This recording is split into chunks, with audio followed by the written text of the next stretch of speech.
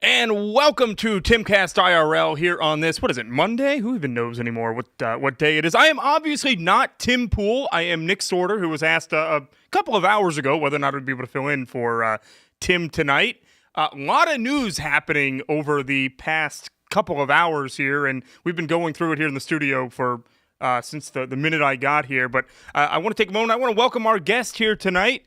Mary, introduce yourselves. What do you do? Hey, I'm Mary Flynn O'Neill. I'm the executive director of America's Future. It is the nation's leader in preserving America and their principles and values, and we are 80 years old this year. And so we are the first nonprofit known in the job we do to protect American rights and faith, family, and freedom. Awesome. We'll go on the line here. Hi, I'm Ian Crossland. That's about all I got. Follow me at Ian Crossland. That was so solid. That was such a solid intro. Great intro. Out. I'm Tate. I'm here, happy to be here. Chris holding down. Chris Carr. I am a writer, journalist, book editor, and the proud father of two boys. Ooh. And I'm Carter Banks, here as well, producing the show. So let's get into it. Awesome. And I, some of you might know, I'm not going to pretend that everybody's going to know me in the audience. I'm Nick Sortor. I am an independent reporter, mostly based on X because they'll pretty much just ban me on any other platform that I go to. So that's the best place to find me. Some of you may have seen me on there. Stories like East Palestine, Ohio, the Maui fires, things like that. But enough about me because I'm really not that interesting. But what is interesting is the amount of stories that has happened today here. We were just monitoring this press conference, guys. I think we're going to get into this first. 3 killed in a shooting at San Diego's largest mosque. According to the police, they actually just wrapped up a press conference where they didn't officially give us the names from the police. We think we have the names. I'm not sure if we're going to mention them on air quite yet, but 2 teenage suspects found at the scene, or found blocks away from the scene, dead in their car. Apparently, hate speech was scrawled on one of the weapons. Officials are telling not just CNN, but multiple other news networks. What are you guys' thoughts on this? Because this is obviously a mosque. I've been yelled at in my comment section all day for not calling it a mosque for some reason, even though it's called the Islamic Center of San Diego. But this is a little bit different, I would say. Typically, it isn't a mosque. What are your thoughts, Ian?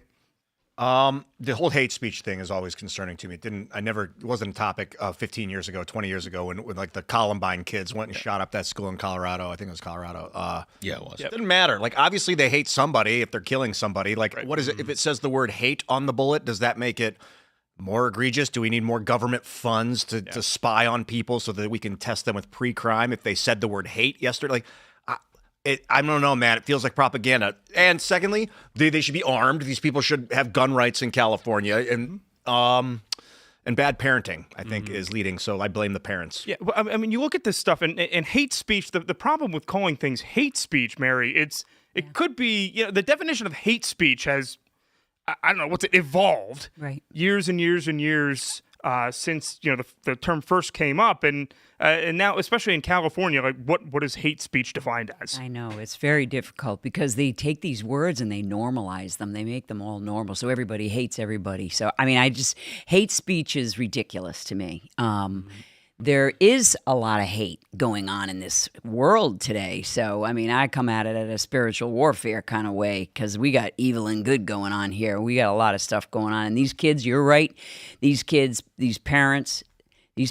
need to be paying attention to what their kids are doing because a lot of these kids are groomed on these online, rooms going on and all this AI stuff and all this kind of stuff. We train on this stuff in my group. So this and gun rights is very important. Gun rights are very important in California. Yeah, I mean, to your point, the impulse is obviously to blame the parents because, I mean, historically that would be a pretty good indicator that something went wrong in your upbringing for this to sort of happen. But we are in a new paradigm in 2026. I mean, the ways that children get effectively groomed now into situations like this, it's everywhere. It's preeminent, and it happens right under the parents' noses. And to be honest, they don't have that much recourse beyond just taking away their devices.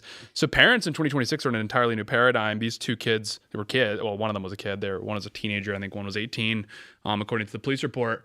And so you're looking at this could be one of 2 things. One, this could be a kind of Christchurch emulation. I think that would be fair to say. I think what's more likely is, again, this was some sort of weird Discord cult that they were involved in. We're seeing this happen quite a bit and just pushing these kids to the edge who end up quite atomized. And unfortunately, there's a large chunk of Gen Z primarily is completely atomized, and they end up finding community online.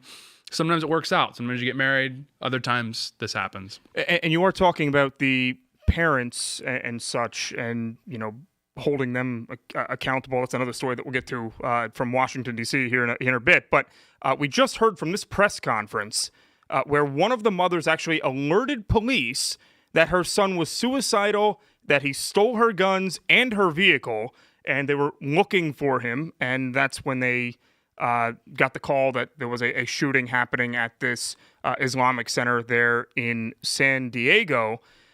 And I guess that brings us to, at what point do you start, putting some blame on the parents and be like, okay, well, how long did you know that he was suicidal? Were you getting him any help?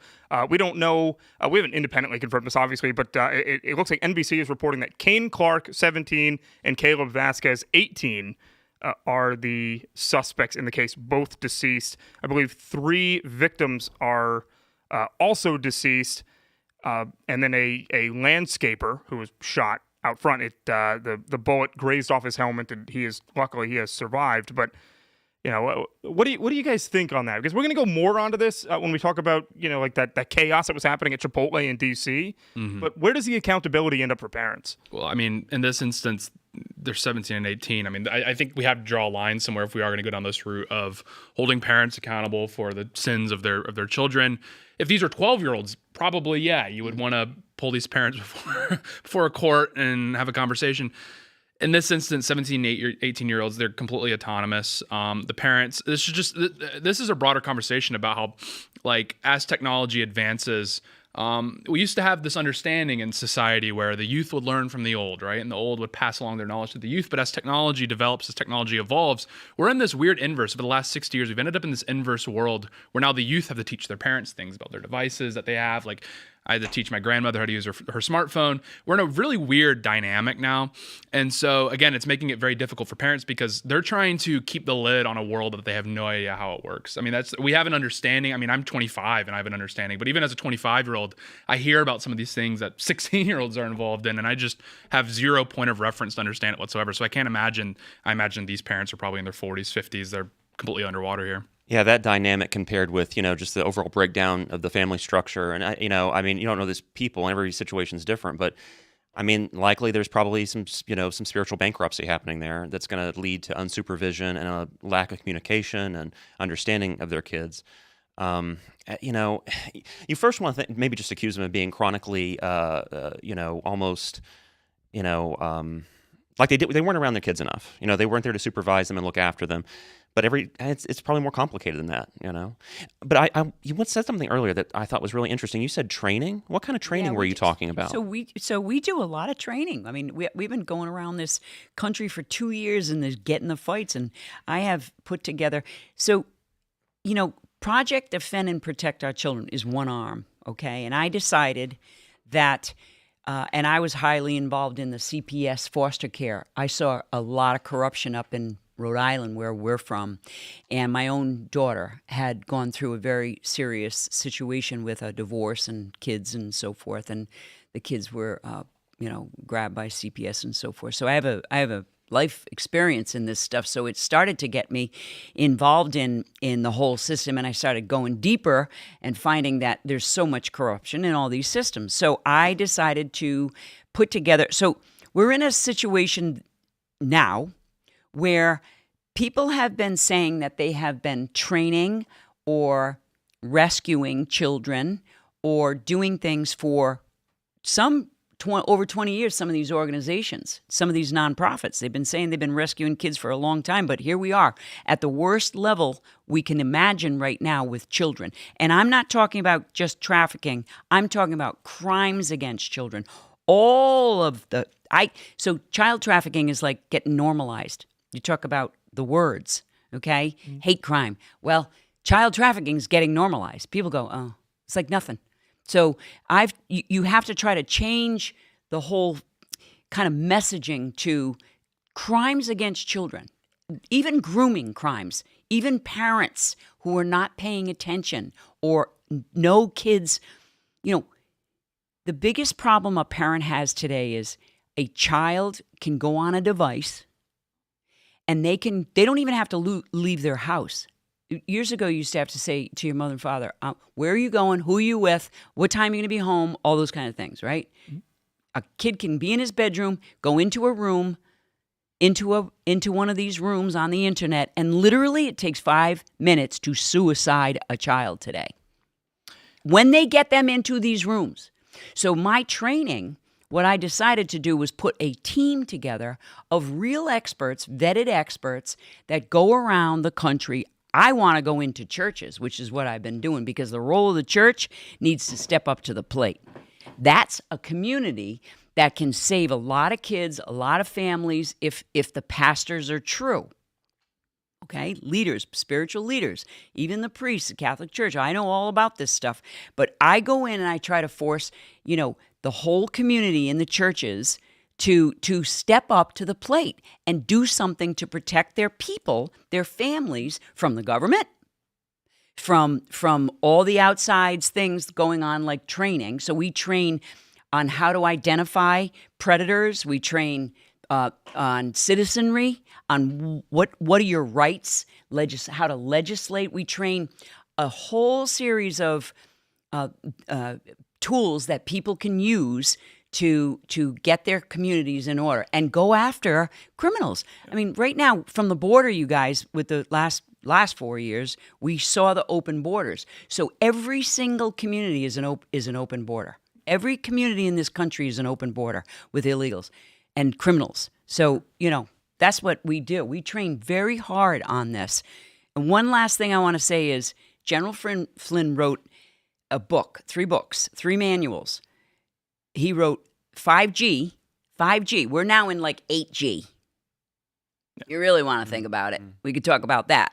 Okay. So I mean, just to remind the audience, I don't know if we actually said this or if you may have said it in the beginning, but that General Flynn is your brother. He's my correct? brother. He's Awesome. the chairman of America's Future. And he wrote 5G AI, a manual on AI, and he wrote the best one, The Role of the Church. And that book is exactly what we take around this country, because if we could change the way the role of the church, if the role of the church stepped up to the plate, we could save this country. So what is the problem there then? I know you have places like California, for example, where they're trying to make it illegal for, say, school counselors to, raise a flag about what people's children, what's going through their heads. Are they going through a really hard time? Are they becoming suicidal? Are they trying to, or do they think that they're, boys and girls' bodies? Yeah, transgender. How do you fix it? That's what you're talking about, the transgender. Yeah, I mean, but it's more than just that, but also like radicalization, like suicidal tendencies. Yeah. Well, I mean, what you're saying here, and I'm saying this as a devout Christian, so I do agree that there is certainly a spiritual rot that's occurring. I think a primary, actually, factor here is that America's youth just don't see a future in the country. I think that's just the reality of the situation. You're seeing this all across the West. Why, though? Because the situation has gotten so dire. I mean, they look around and they really just don't see, and I'm not just saying economic, I'm saying in every institution, every function that their parents would have had, they're looking at their lives and they're saying, I'm going to have a worse trajectory. And that has a serious psychological effect. And my proof for this isn't shootings. I mean, that's certainly an outcome of that, but you're seeing increase in different political affiliations. Like you're seeing, how did Mamdani win? Was he because he was an Islamic communist? Was it diversity? Those are all factors, but I think the primary factor is just, again, who turned out in the primary to get Mamdani across the finish line. It was like millennials, older Zoomers, and those are young girls between 25 and 35 were the ticket to his winning. Yeah, and you're going to see more and more of that, as the country continues to diversify and become more multicultural, but also as, again, America's youth just really see no future in the country for them. And so it has a huge demoralizing effect because, to take it back to Columbine, for example, they grew up in very normal, stable households. I believe one of the shooters actually was put in counseling because he'd broke into a van or something. So these were parents that, Monday morning quarterback, they could have intervened more, but no parent ever thinks their child's going to lash out like that. That's a very natural thing. You can't expect every parent in America to helicopter parent their child and, just have immediate intervention as soon as something goes wrong. But unfortunately, that's the world we live in. So yes, the parents do have an expectation to do that, but is that going to happen? Probably not. And it's just, again, as the country continues to deteriorate, as Western civilization continues to deteriorate, that comes in tandem with the spiritual rot. Because again, it's kind of a chicken before the egg. Well, what came first? I don't know.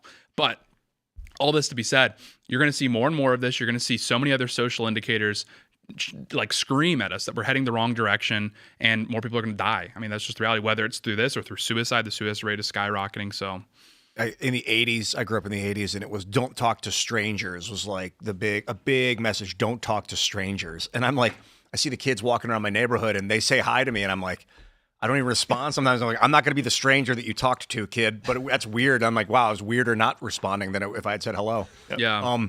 But now it's like 12-year-olds can make more money than their parents online, making with ad revenue and super chats. And some like Mr. Beast, I don't know how old he was when he made his first meal ticket, but he paid his mom's house off pretty quick. Yeah. So like the whole that, like you said it earlier, Tate, too, the inversion of the way children are growing up. They're actually becoming like the leaders of their household at some points because they know so much more about the way reality works. Yeah. Than these checked out parents. That's what creates this interesting dynamic, because you have that, but you also don't have them succeeding. And then again, if they don't envision a future in the country, they're going to basically check out. And when they check out, how does that manifest? What does checking out look like? Well, most of them just give up and then just start smoking a bunch of weed or whatever. I mean, the adolescent weed usage is through the roof. And you'd likely SSRIs, those are come in tandem. These are both functionally antidepressants, but sometimes they lash out like this. We're going to see it more and more. And it seems like once you get to the point where you don't have anything to lose, you on a lower end of things, you might vote for somebody like Mom Donnie, right? Just because it's like anything could possibly be better than the way that it is right now in New York in terms of affordability. So I can understand that argument, but then you also get the people that are like, okay, we can't vote our way out of it, so we're going to do things like we're going to annihilate the United Healthcare CEO out there in the streets of Manhattan. Did you guys ever go through a nihilistic phase? Anybody here? I did. I thought you have, and it was like very like burn it all down nihilism. Like I'm ready to just watch it all go to ash, and then whatever comes after that, fine. I don't care. I got nothing to lose. It was a phase. I still kind of feel myself dipping my toes in it from time to time unintentionally, but I got out of that phase with purpose. I developed some sort of purpose talking onto the internet. So hopefully a lot of the kids, if they're feeling it, know that it's a phase, but I don't know how long that phase will last. It kind of depends on your circumstances. And that's the tricky thing, because like, okay, the nihilism I think is at the cultural level, but I don't think it goes much deeper than that. And my evidence for that is everyone for the last 10 years has been like, burn it down. I want to see this all like fall apart or whatever. And then gas hit $4 and everyone freaked out and lost their mind. So it's like people say they want one thing and they conduct their personal life in a nihilistic manner.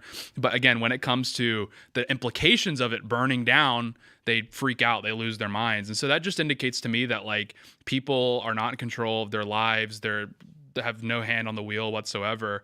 And they think they want one thing. And then as soon as it manifests, like, I mean, to make it political, like a Memdani, and then it doesn't work, they just double down on the nihilism. They're like, okay, well, we didn't try the socialism hard enough. Or in other instances, the Memdani is only relevant because socialism is the only like manifestation that's like politically Well, he's more viable. than a socialist. He's more than a socialist. Yeah. You understand that, right? So you have to look at the history. If you guys study the history of this country and how it began, okay, and how the founding fathers did what they did. They went out and looked at every single type of culture, religion in the whole world at that time to find the best government that I'm going to say government, that they could find for this new world. That's what they did. They studied Buddhism. They studied every culture.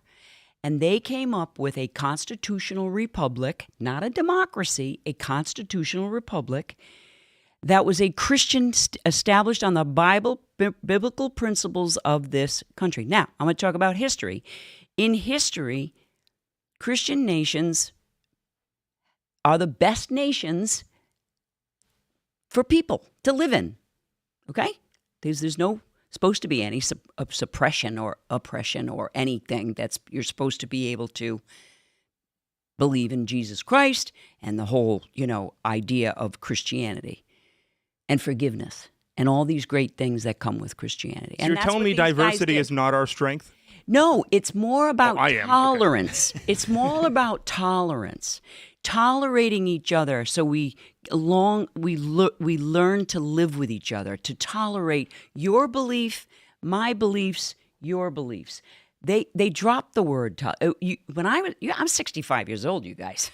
So I mean, I'm a grandmother of 4 17-year-olds and a 14-year-old. They're all going to be, 3 of them are seniors in high school, and they're incredible kids.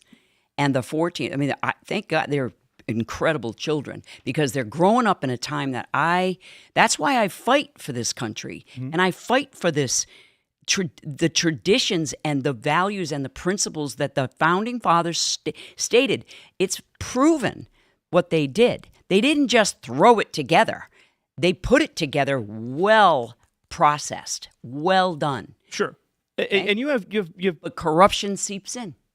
Corruption seeps in, and I think a lot of the corruption also has to do with who we have brought over here, who we have invited into this country, and that's what I would be most worried about is, okay, all of these people that have come into our country that have no interest in, the future of our country. It's about them. It's about, okay, let's come in here and, how do we get rich by scamming the American taxpayer? That's what they care about. And so you're a mother and a grandmother. Like, does that not bother you? Like all the stuff that you were fed for decades. Absolutely.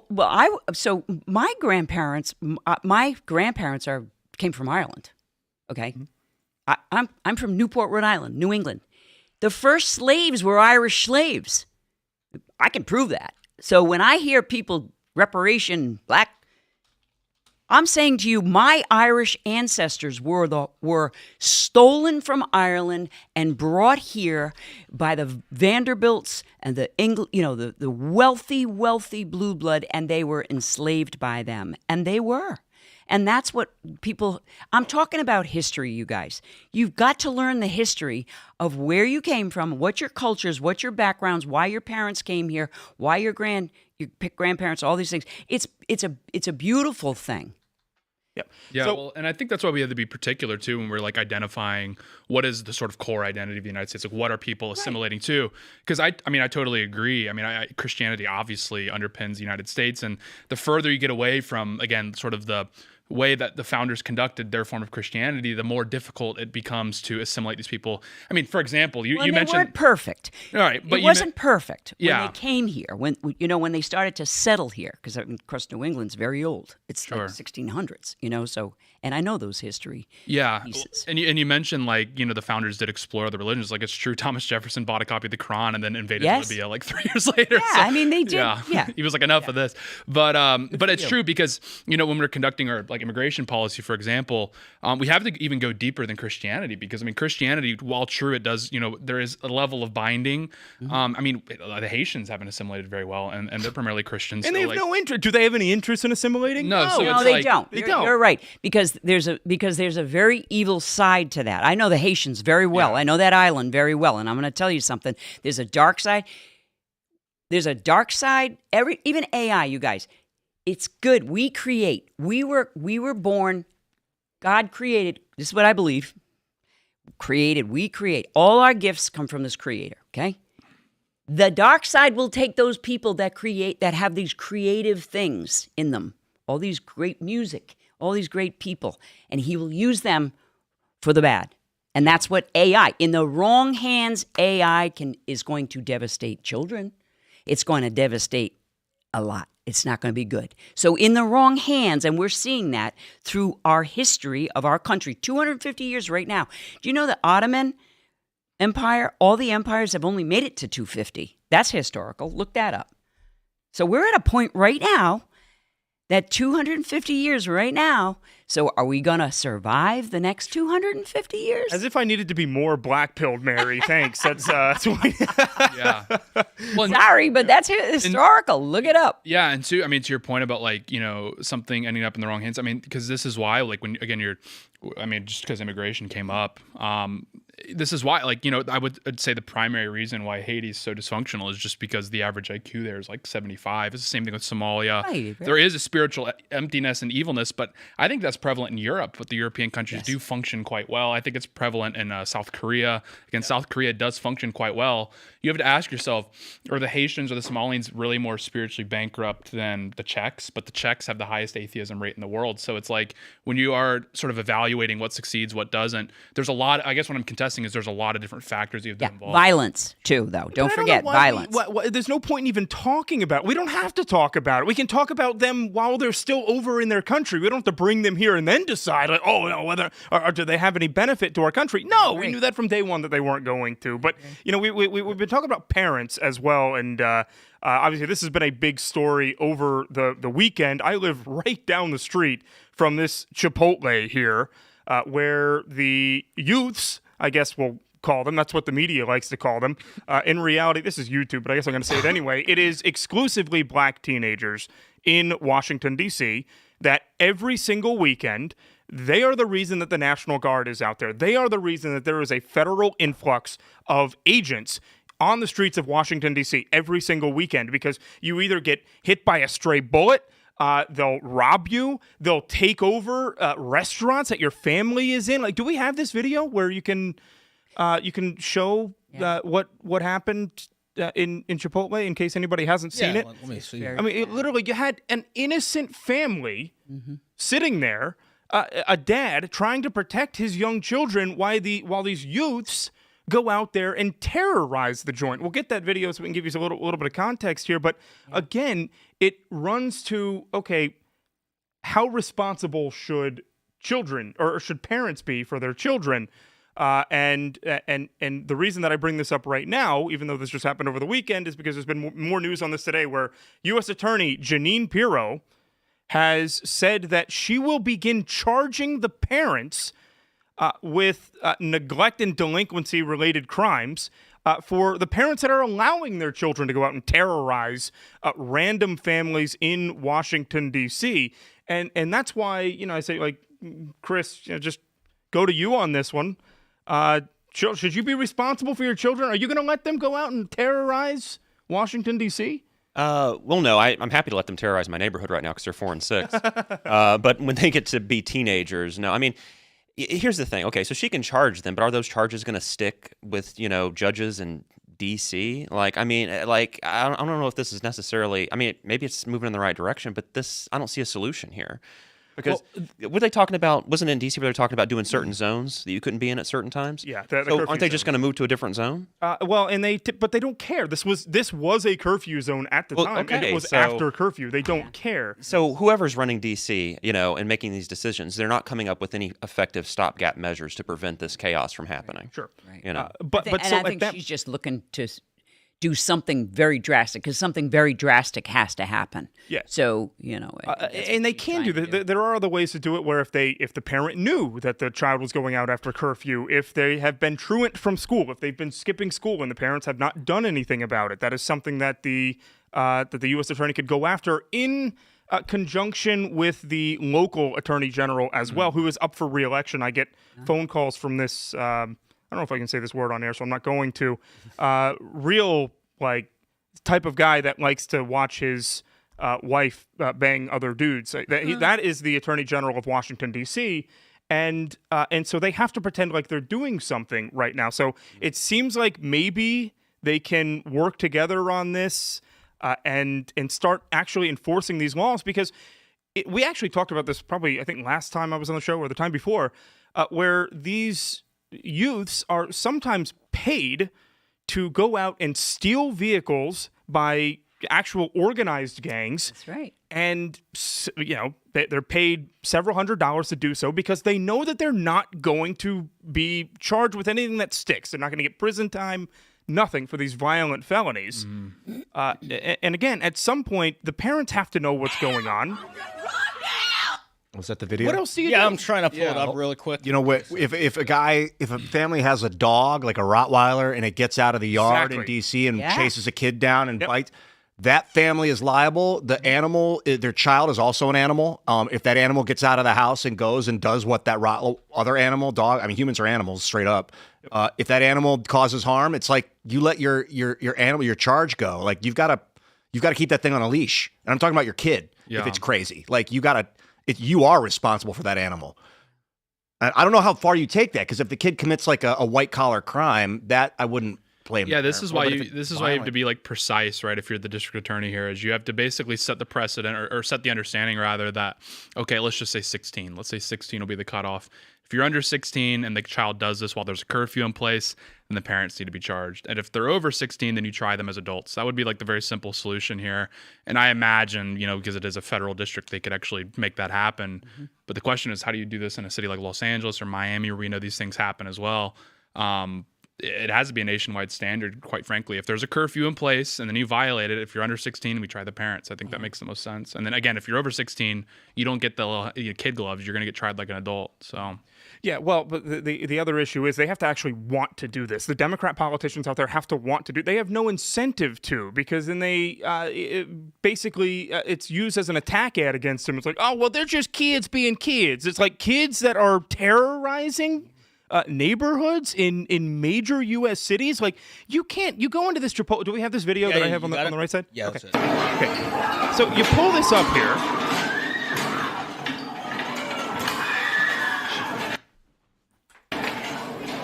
And look and see this. It'll come onto the right side here. I've watched the video, infuriates me because I go here every couple of times a week, and you look at the little kids grasping their father right here. There's like 2 or 3 kids there, and why should they have to live like this? Why should they? They're not going to forget this. If I was this age and I saw this stuff happening, this is going to stay in my mind all the time. Especially he came down flat on his back with that thing. That's especially like when people lie to you. Like, it's obvious to everyone watching in the audience, just people don't say it's like obviously like almost a uniquely black issue, but then no one will actually say that. And that just infuriates you more. Because like I grew up in Memphis. This is very familiar to me. I understand how this works.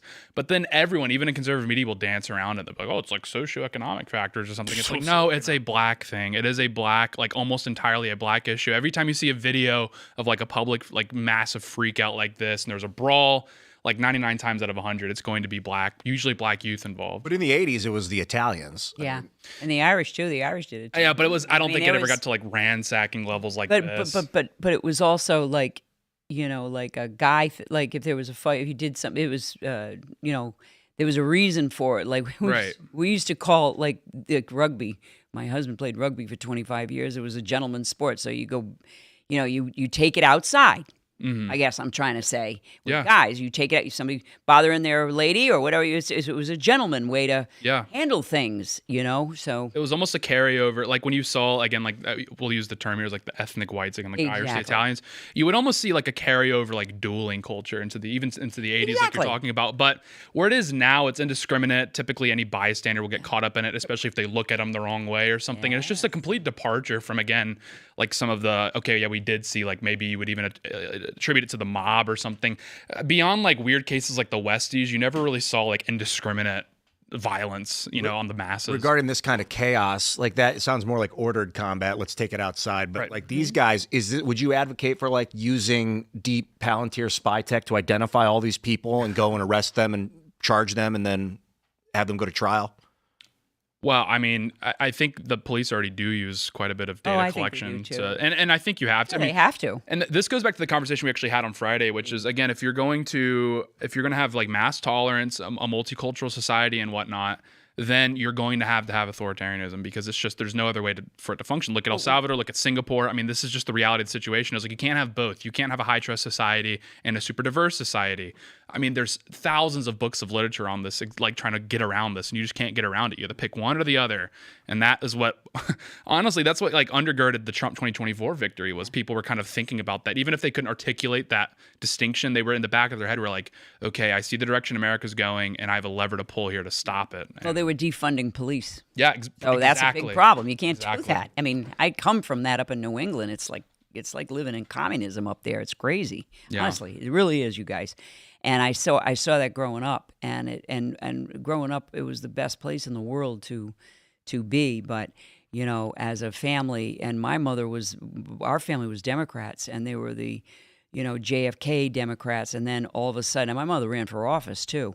So I mean, I saw this switch in the party really go into some serious infiltration of communism and Marxism. So the other thing we got to talk about too is the education system, the public education system. I've seen a huge change in that, and that has a lot to do with. It has a lot to do with the way what's going on with kids. Well, the amount of them that don't even show up to school. I mean, you got to at least start there, and that goes back to holding the parents accountable for truancy. That back years and years ago, they were held accountable for their kids being truant. Which, just for anybody that doesn't know, which it's not showing up to school for especially extended amounts of time.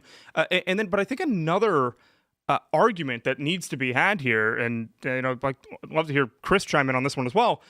Masking, right? You look at this photo here that we've got up. This is just a screenshot from that He's brawl. worried about hantavirus. That's Oh yeah, I'm sure. Yeah. He's worried about Ebola and hantavirus. I have no doubt that he's just protecting his own health and the health of those around him. Yeah, and so at what point do you say, I'm sorry, you can't wear a mask in public anymore? Like, is there at some point where you would support something like that? Well, and Mary, we'll get your answer on that. Oh as yeah, well, I'm but- 6 years late to that. Yeah, okay. absolutely. Yeah, no more masks. Listen, OSHA never allowed it. I mean, we won an OSHA case on that when COVID did. Really, I mean, you couldn't do that, OSHA, and we did. We won that case in the Supreme Court. So Is it legal to wear a mask in public right now?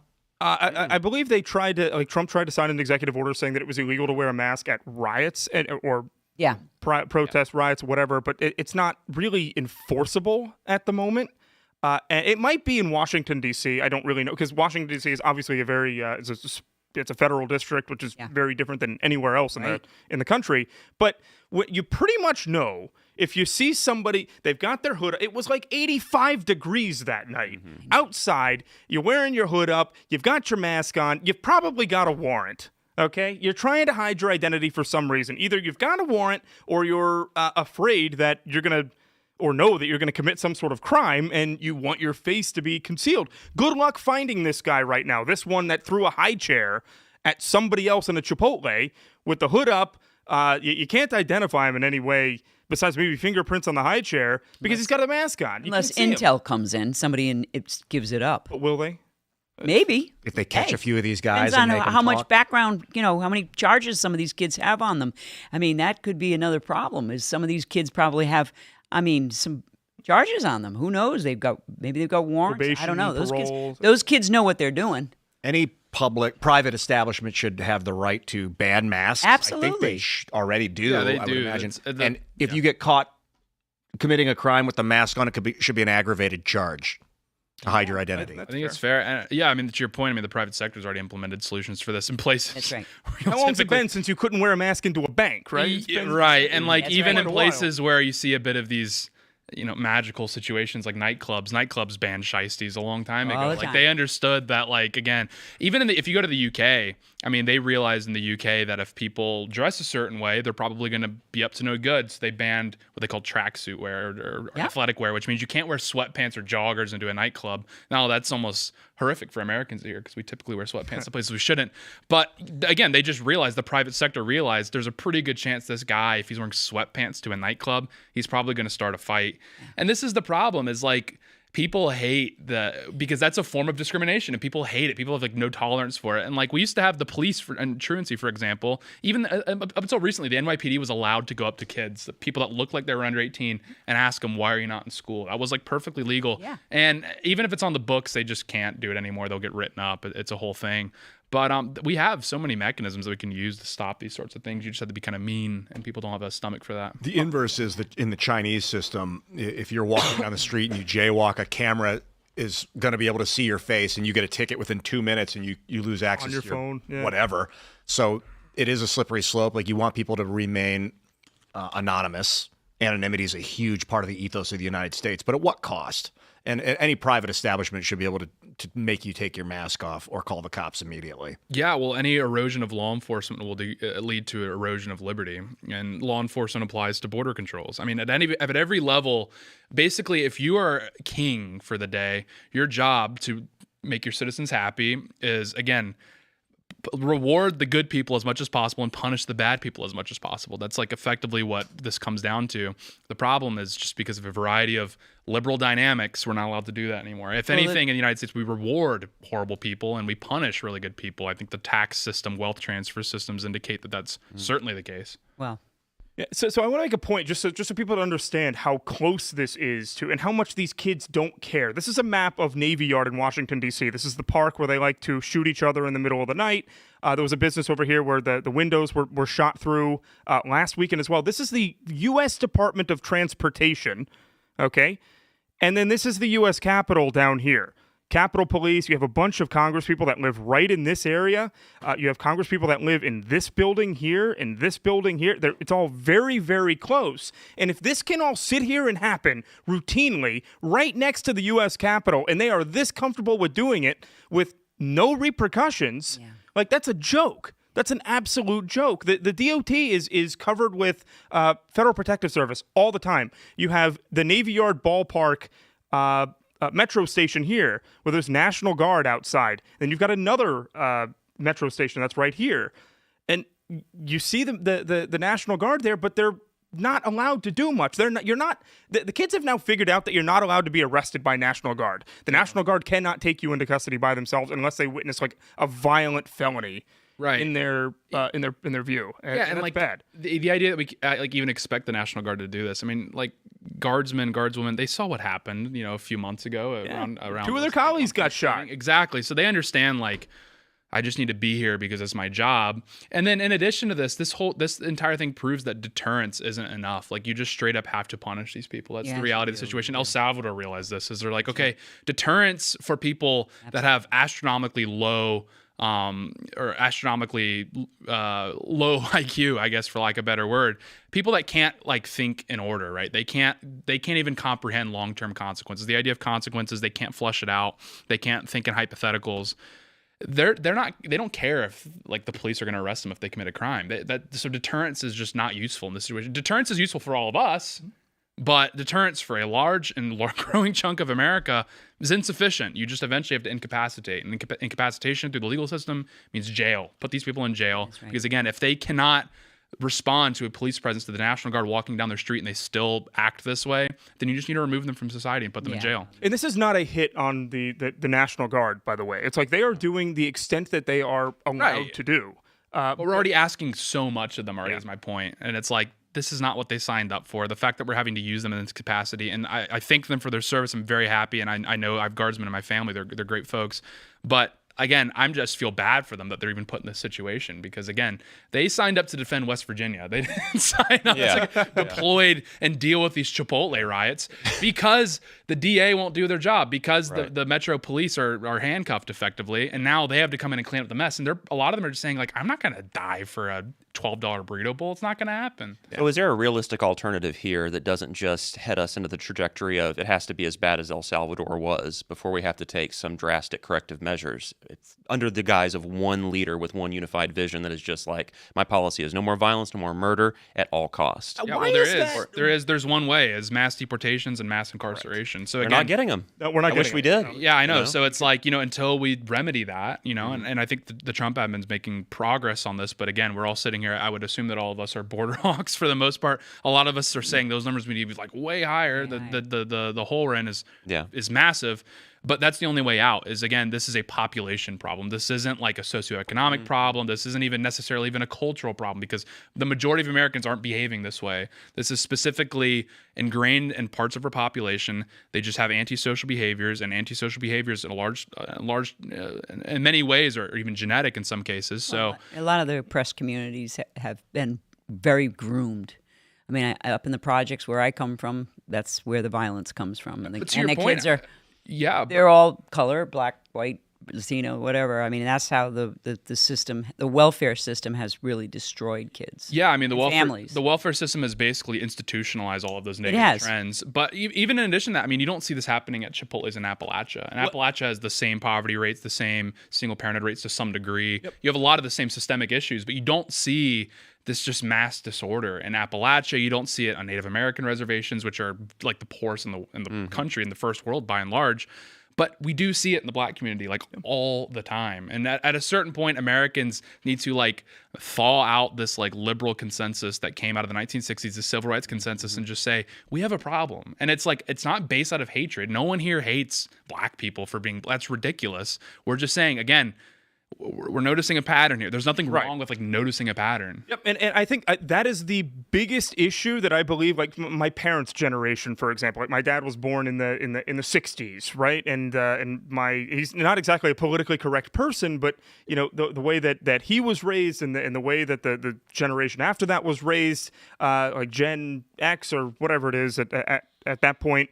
They're all told that, you can't talk about race anymore. You're not allowed to talk about you can't focus in on where the actual problem is. And if we can do my map again here, I'll just show you they're all coming from the same spot. So into this, here's your Chipotle. Here's the metro station. Here again is the Capitol. They come from over here. All they do, they just ride this line straight down here from this area that, needs some community leader to come up and be like, look, guys, we are the problem in this city. Yeah. And so we need to focus on ourselves and stop sending them over into the areas that would otherwise be. Yeah. I'm just being honest. No, it's true. And it's like, this is my point, is like the post-racialism has just failed because, again, this isn't to say that we should have racial. That's not what I'm saying. I'm saying the idea of like colorblind, everyone needs to be colorblind or whatever, it just isn't sufficient, because what ends up happening is what we see in the UK, where they put out these PSAs, these anti-rape PSAs, and they say like there's this huge problem.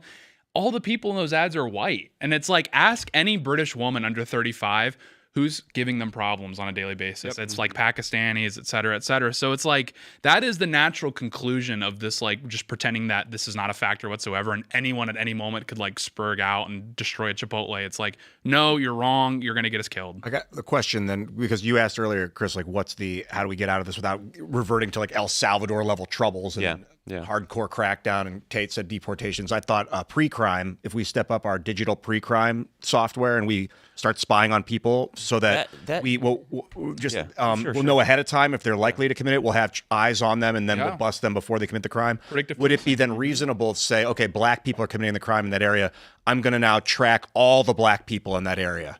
No, but that's what predictive policing is. You're but how many black people are you looking for in that area? Right, and it's like, we're not arbitrarily saying only police black neighborhoods, because there's exceptions. And it's like, when you're talking about civil liberties, you do have to take exceptions into account here. What we're simply saying is that when you use predictive policing, you can dispatch police, have heavier police presences in zip codes that have a lot of crime. So again, you cover all any outliers. This isn't like a racial like categorization we're talking about. You're like, Brentwood, Los Angeles has a lot of black people. It's quite a nice place. So again, it isn't to say like every black neighborhood, like that's just crazy. And it's like that would be racist. But we're saying is utilizing predictive policing, like you're talking about pre-crime. These are areas that we know reliably have a lot of crime. You can send the police in there. Would it be ethical to track everybody in an 8-block radius, no matter who you are? If it was you just happened to live there, government's got eyes on you now too, because you live in proximity to the gangs or whatever? Well, I mean, they effectively do that. I mean, that's already what they do, because there are some cities and some jurisdictions that do utilize predictive policing, and it's like, okay, if you choose to live in a neighborhood with a lot of crime, you should expect a higher police presence, and like if that negatively impacts you, sorry, that's just the reality of your neighborhood. And I mean, it is what it is. But in Washington, in particular, when they have there's a carjacking or something, and I get an alert saying that there's a carjacking, they don't tell you that it's a black male teenager. They don't say that. It's just it's a male teenager. It's like, okay, well, that narrows it down to half the some city. sort of give me more detail. You have more details, and you're withholding it from me because you don't want me to racially profile other black teenagers in the city. So we got to get real on this stuff and not be like, oh, we're gonna hurt everybody's feelings. No, that's got this is serious. That's for sure. Innocent lives are being lost over. That's what we saw. I mean, we had Stephen Edgerton on the show Friday, and he was going through all these different stories about how anti-racism has like failed. I mean, anti-racism, like because they refused to behave in a racist manner, led to, again, guys that were obviously planning to commit some sort of attack. They were able to like act upon that because the police were just terrified of being racist. And like he used the Manchester bombing, for example, as I believe it was one of the security guards. He sensed something was off. But if I identify a Arab man as potentially being a terrorist, I might get hit with an anti-racism charge. Right. And so the UK obviously has more systemic issues because they have hate speech laws and that sort of thing. But the US has the same problem. We just luckily have a few stopgaps in the way. But again, a lot of these police officers, I mean, we saw when people combed through the data after George Floyd, that they actually, when you take in per capita into account, they actually shoot white offenders at a higher rate because they're so afraid of getting turned into the next, high profile like racial incident that they just will give these people a little bit more grace. For the record, I don't want a pre-crime network built out like Minority Report. People are getting arrested for thinking about committing a crime. Sure, and yeah. I would rather see the civilianry armed to the teeth in Washington, D.C. and God forbid, opening fire in self-defense if a gang member attacks one of them or if a group of dudes comes up and starts threatening them. I would like to see that angle taken more in these cities. I don't know, what are we waiting for? How bad does it have to get before people take it into their own hands? It's just the unfortunate thing, because it's like, if that's the solution, that we literally have to arm everyone to the teeth, that indicates something's really wrong, because that's what you would see in like a war, like a war like civilization, which is what we don't want. You can just use the police, because Washington D.C. didn't have this problem 60, 70 years ago. New York didn't have this problem. Boston, you name any major city in the U.S. didn't have this problem 60, 70, 80 years ago. And I doubt that it was because everyone knew everyone was armed. It was just, we had a high trust society. Like, it wouldn't occur to people to destroy a private business. Well, they couldn't coordinate 50 years ago. They didn't have Facebook groups. They loved no way to yeah, get that's together right. without a phone. They loved America, what America stood for. I mean, I'm 65. I mean, I'm telling you guys, we loved America. The other thing that they have stopped teaching is what civics is. They've taken civics out of education. They're teaching social kind of pieces and they've cut back on, math and English and all these kind of, that's what kids need. You need to learn how to write, read, and do arithmetic and those basics. And sorry, cursive is really a good thing for kids to learn. So sorry. I mean, those kinds of things have been taken out of a kid's life. And really civics, I mean, knowing the real history, they started teaching kids and I know this because of my own kids. The baby is 40. My baby's 40. The oldest is 48. So my grandkids, right, 17. These kids don't learn the civic. They've been learning they started learning all these weird kind of not history. They weren't true history things, they started putting in all these kinds of ideology kind of pieces. Activists, teachers are being trained to not do those arithmetic English, studies. They're being taught to teach them other things. I remember consumer's ed was a great thing growing up. You taught a kid how to balance a checkbook. Yeah. Okay, those are consumer ed, those kinds of things. That's out the door. Trade schools. They stopped trade schools. My husband and I had a fence business for 50 years. We couldn't find a kid to learn a fence. You could make a good living at trades, and those are things that these kids you're seeing doing this kind of stuff. I bet they got talent. Yeah. Well, it sounds like you can blame the teachers' unions for a lot of that stuff. That's true. But you did hit on one of my pet issues, which is cursive. I mean, the fact that no one can read or write cursive anymore is a huge problem crazy. For a variety of reasons. My mom drilled it into me, and I was in the era that they stopped teaching cursive too. But my mom drilled it into me because she's like, you need to be able to read your grandmother's letters. And then in addition to this is a fascinating anecdote. Is I was at the National Archives, and I was looking. They have the whole rotundum with their founding documents, and I was overhearing within earshot a school group. None of them could read the document, and I was like, that is really tragic, actually, because I'm not going to pretend that it's the most clear cursive in the world, but I can read and make out what they're saying. There's a few words I'm like, ooh, I don't know, but the fact that cursive, that's one of my pet issues, is that cursive is not taught anymore. It's really sad. Well, you just brought up the fact the unions, but all of this was this change of society, the infiltration. Back to what I do in this organization in 1946. There were a group of people, entrepreneurs, Sears and Roebuck. You guys don't remember Sears and Roebuck, but Sears and Roebuck was the first catalog department store that ever started in this country. These were entrepreneurs. These were guys. These were military guys, writers. I mean, very, very, very talented Americans, soldiers, whatever. And all they were trying to do was tell the American people, because there was over 1,000 card-carrying groups in this country before the Cold War, communists. And that's another thing you guys got to understand. In history, this has been an infiltration since probably the 30s, actually, because we had a publishing company in 1938, and we were trying to write books like, Thomas Jefferson, the Forgotten man and all these kinds of just to keep this Americanism. It's called American exceptionalism, and that's what we're missing today. American exceptionalism. Just think about that. We are an exceptional people. We really are. American spirit, and all these enemies, all these things that you've seen, you guys, I've seen this. I know the infiltration. I know the change. I've seen the changes over my years growing up, and I see that it's all they've been doing, all our enemies, communism, Islamism, radical cartels, mafia. I went to school with girls that were mafia.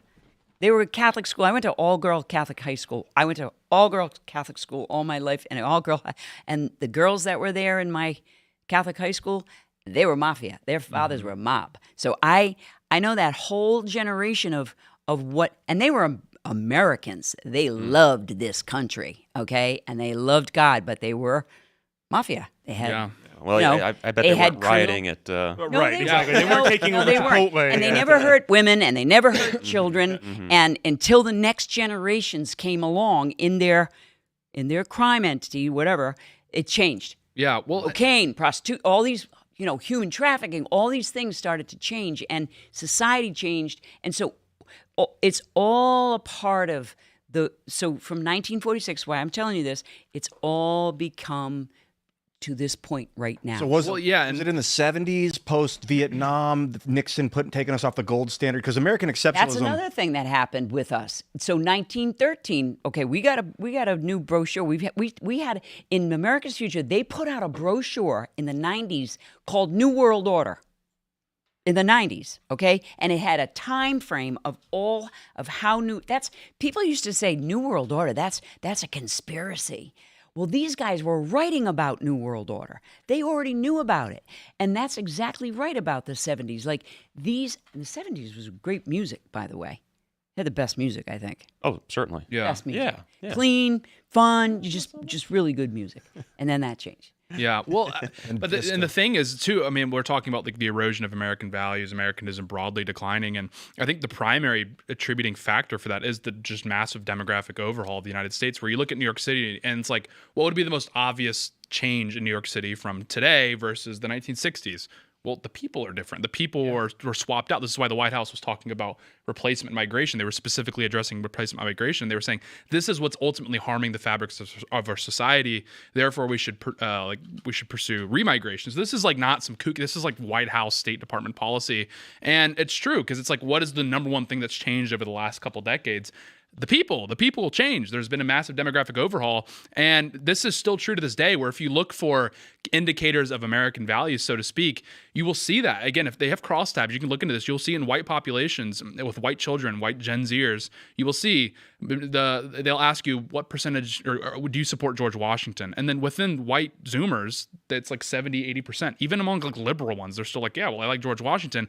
And then that completely falls apart when you look at the other groups. Same thing with, do you stand for the national anthem? Like very simple like indicators of American values. So you have to ask yourself, when we're talking about all these changes, what is the primary thing that changed? There was a replacement migration. Also, the national debt. If you look at the scale, it's like 10x in the last 20 years. It went from 7 trillion to 40 trillion. But I mean, so like the people's have like the American dream. We were living off the back of the extraction of money. We just started. Yeah, in the 70s.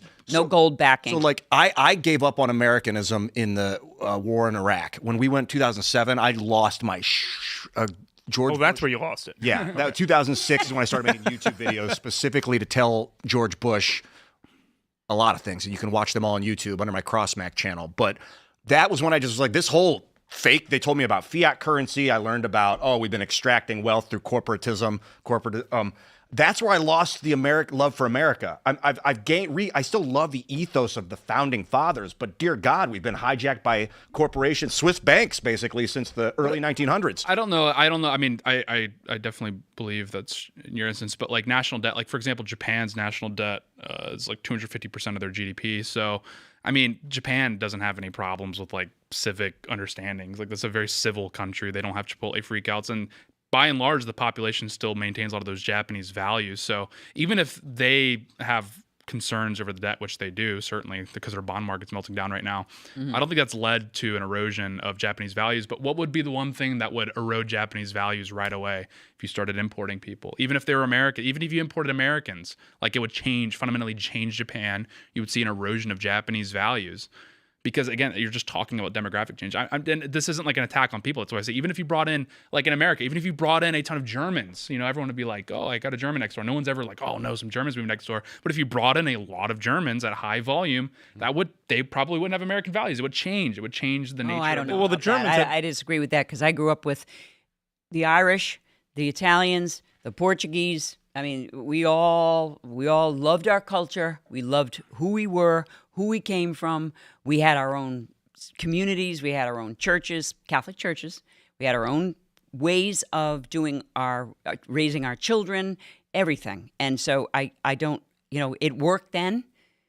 It worked then. The Ellis Island wave. Outside influences began to change people and generational, changes, meaning the education system, the public school education system.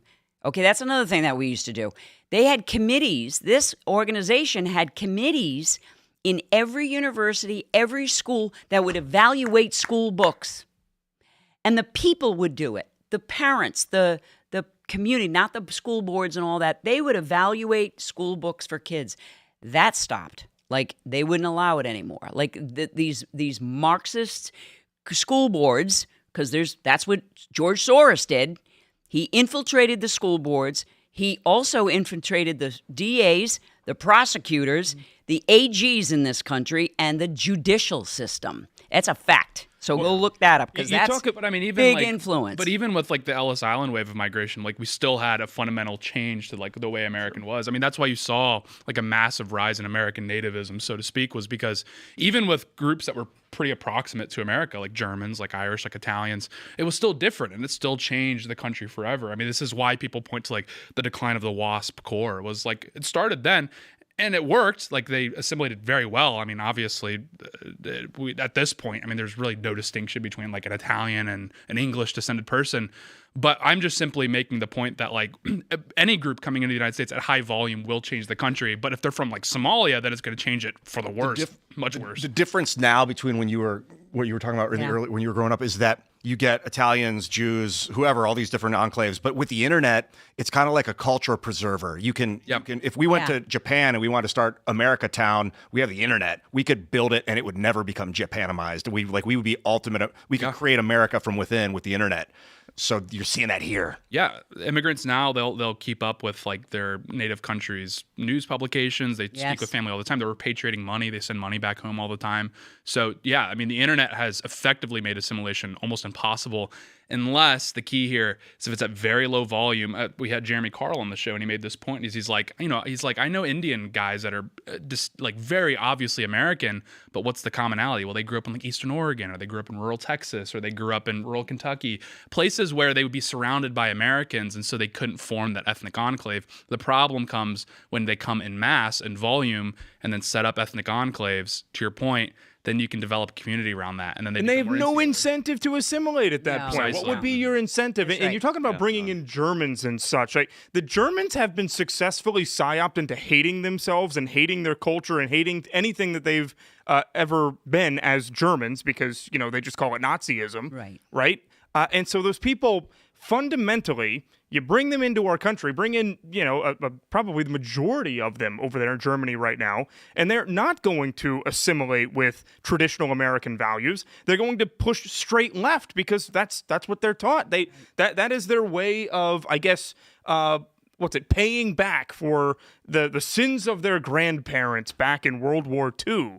And I think I've said this, I think I've probably even said this on the last show that we had, like, I think that has been the most successful psyop of all time, is what they did in Germany. And they want the rest of us to feel guilty about being American and in our past as well. They want to dilute the American exceptionalism. Yep. That's why they opened the borders during the last the last president. They opened the borders to it. They have to dilute this American spirit. So there's not a lot of us left. Yeah. Hey, my opinion, it took 3% for when George Washington fought for this country, it was only 3% that came and fought by his side. And by the way, there's only going to be my opinion, it's only going to be 3% that will do. It's a bigger one because we have more people. Yeah. But there's only going to be 3% that are going to fight for this country. And German Americans, Italian Americans, Irish Americans, French Americans, they will fight for this country and they love this country. And I know them. You know, because they came from areas that were not good. They wanted this dream and they want their children to have this dream. That's what I want. That's why I fight, because I want my grandchildren. I want to die handing over the torch of America, freedom to my grandchildren. I want them to have what I had, what you have. What country can you go protest like they're protesting out on the streets today? You can't go to a country. You can't, Antifa, Black Lives Matter. You can't go to any other country and do that. Yeah. You can do it here. Well, they arrested a bunch of people at the Unite the Thank Kingdom God, rally because out there they have to. in But the you UK. can't do that in other countries. You can't do that. I want, along with what you're saying about the 3% of Americans that fought alongside George Washington, they also had the French, which I think kind of get thrown under the rug a little bit, but the French probably covered 90% of the costs of the revolution. Like they bankrupted their kingdom to disempower the English. So if we had to establish another worldwide revolution and only 3% of us were willing, like a digital revolution or something, we would need help from outside. Yes. We couldn't do it. We need people around the world that believe in the American values, that want to instantiate that on the internet, that are willing to throw down their arms. And, well, look what's protest. happening around the world. Look at Tommy Robinson over there. Look at what's happening. I know this. I talk to people all over the world. The nations are looking to America right now to see what we're going to do. Every single nation has had a corrupt leader, okay, dictator or prime minister or king or whatever. They're all sick of it. That's why you see, El Salvador, you see certain things changing, but they're all looking to America because we should have been spreading our beautiful country values, our principles, what they founded this with. We should have been spreading that to the world instead of wars that we've had, all these stupid wars we've been involved with, and we didn't do the right thing. That's what I believe God wanted us to do when he gave us this country. He wanted us to share it with the rest of the world. I don't know about sharing in terms of like making Venezuela the 51st state, though. I'm not going to be totally on board. I'm totally kidding. Everybody be free. Everybody have freedom, real freedom. Self-governance. It's a tough sell for like the King of England. He doesn't want it because he'll lose his job. Exactly. They'll lose their wealth too. But self-governance. I thought so too. In 2000, 2001, I was like, oh, we won. America. Now everyone's going to want to be America. United States is at the top of every drop-down list, even though it's alphabetical. We did it. Everyone speaks English. That's the language of commerce, they call it. Well, and then the stupid war in Iraq pissed everybody off. It was awful. It was awful. It was an absolute awful. But they did it to control the Suez. I understand they want control of the region so that they can dominate trade, but like at what cost? Pissing people off? Since Bush won, and he was the CIA director, you could look this stuff up. This guy changed the CIA. I mean, this thing's changed. These guys have been working together towards a whole, and even the Vatican, and I know this, have been working together for a global kind of everybody's the same global world. It gives them more control that way. That's right. Of course. And it's working. Of course. But look at these things like and I know the people in the chat, the select few that are calling me racist, saying that I just don't like brown people. I want to deport, like a healthy portion of white women as well. So this is not a race thing. I'm just being totally honest with you. But there is a cancer, a mental cancer that is spreading where you look up in New York City right now. Who is the biggest hero in New York City? Kevin O'Leary. He's up there at the top. He's up there at the top. What were you going to say? No, I was going to say, that's a hell of a topic right there. With the most controversial thing about him with me right now is the fact he wears a suit with flip-flops. That is a no-go. That a no-go? But look at... We used to do that growing up. Oh, jeez. I was doing this for All the 2.5 years. surfers did that. A suit? Oh, yeah, with flip-flops. Oh, yeah. Hell of a time to Some didn't even grow wear up. shoes. Yeah, I did this show barefoot about 400 times. Tim's mom was like, tell him to put some shoes on, bro. Luigi Mangione, apparently, we still got to talk about this this stuff, apparently. And I am genuinely afraid at this point that this guy is going to actually be acquitted because they've made him into a folk hero. And I think that is going to unleash an avalanche of really, really negative effects. There are a lot of us that can't even, really can't just walk around in public anymore because you're worried about, okay, if there's no repercussions for people that are assassinating you in the street, they're going to try to get the Tyler Robinson guy off in Utah out there. They're working really hard at that. And now you've got these people right here. This is incredible to me. These have been credentialed by the city of New York.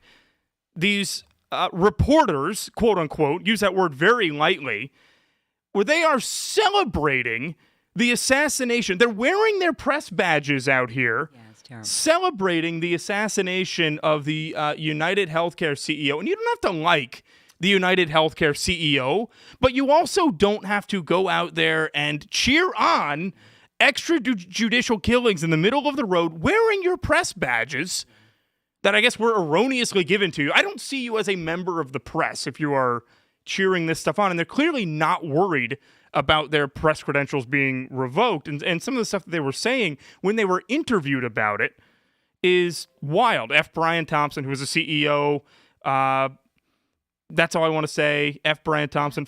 F. his mom. His children are better off without him. Oh. They need to learn not to be like their dad and enjoy the blood money, kids. He's responsible for more deaths than Osama bin Laden. Mm-hmm. I mean, you've got to be joking. These people are openly, members of the quote-unquote press are now celebrating cold-blooded murder in the middle of the street. You said quote-unquote press. Why? Who are these people? Well, they have they press really badges. They press? have city-issued press. These are issued by their the... issue doesn't make them. Yeah, like where do they come from? I don't press, recognize them. Look how So, I mean, anybody that celebrates somebody killing somebody is absolutely insane, and it's like should be looked into. Like they did it to the president of the United States. Now, mind you, I don't care how you feel about Trump, but still, it's the office. It's like the president. It's a president of our country. Like you don't wish people dead. You just don't do that. It's just like in war. I mean, it's just awful. in war, you would do that. celebrate your soldiers killing the enemy. That's real. But this isn't war. This is civilian war. life. This is just nasty. And these girls, violence. This is a little anecdote. They're wearing makeup and celebrating murder. Like they had to put on their makeup to celebrate a guy's You got a lot of murder. mental illness. You got to wear this costume. You got a lot of mental illness. That's why, I mean, middle of the... this is like, well, one, I mean, to get a press badge in New York City, I know anecdotally, you only need to cover 5 events and then they give you a badge. So it's wow. like you can literally just film with your phone as long as you film 5 incidents, you can get a press badge. So, but in addition to this, actually, I'm not really surprised that they celebrated Trump, Kirk, et cetera, because to your point, think about when Osama bin Laden was killed. The entire country celebrated. No one, well, some people, but the majority of people didn't have this like, should we be celebrating this? No, he terrorized us. He was our enemy, and he was dead, and we celebrated it. And I don't feel bad about it. I don't know if anyone at this table feels bad. I saw the video at the Red Sox game, and they all got up and clapped. I was like, let's go. Yeah. Granted, I was like 9, but anyway. These people view themselves in an existential war against the right, against that's true. classical America. So again, when our guys die, they view that the same way that when we killed Osama bin Laden, we celebrated. That's how they felt when Charlie Kirk died, because they hate us so much. They view us as belligerents in a war.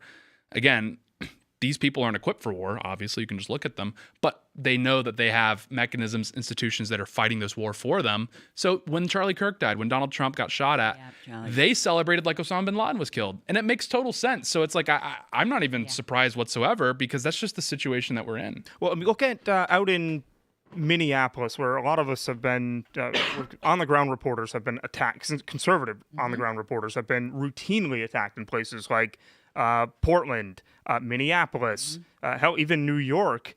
And it's the DAs out there will openly tell us that they will just it's pointless for them to charge our attacker. Savannah Hernandez was pretty brutally attacked, the Turning Point USA reporter, out there, 4 or 5 weeks ago, specifically because she was a reporter for Turning Point USA. It was on camera. They were bragging about it. They were celebrating the fact that they had just physically attacked her in the street, and it took the feds to get involved because the local DA was like, no, there's no point in us charging them because the jury is just going to nullify. And that is what's being instilled in the modern left, is they are being coached into not having to convict, even if somebody is genuinely, obviously guilty. They are being taught by these Soros-funded. It's not even just Soros. It's like you it's just name it. There's so many other leftist It's a groups. machine, by the way. Exactly, it is a machine, and unfortunately, it's effective. It's working. Of course. So, Well, that's why the conservative, like an organization like mine, we don't have any funds to do the work we do. They have a ton of money, okay? They have a ton of money. And the conservative groups, I've been at this for 5 years now. I took this over 5 years ago, and my brother went around this country and thanked the American. But I watched conservative groups, and I watched people that are American groups. They don't have the strategy the left has. Right. They give out a message, and every soldier follows every talking point. They follow they're gone. You know, they do it. The conservatives, they're fighting over resources. They're fighting over, don't look at my stuff.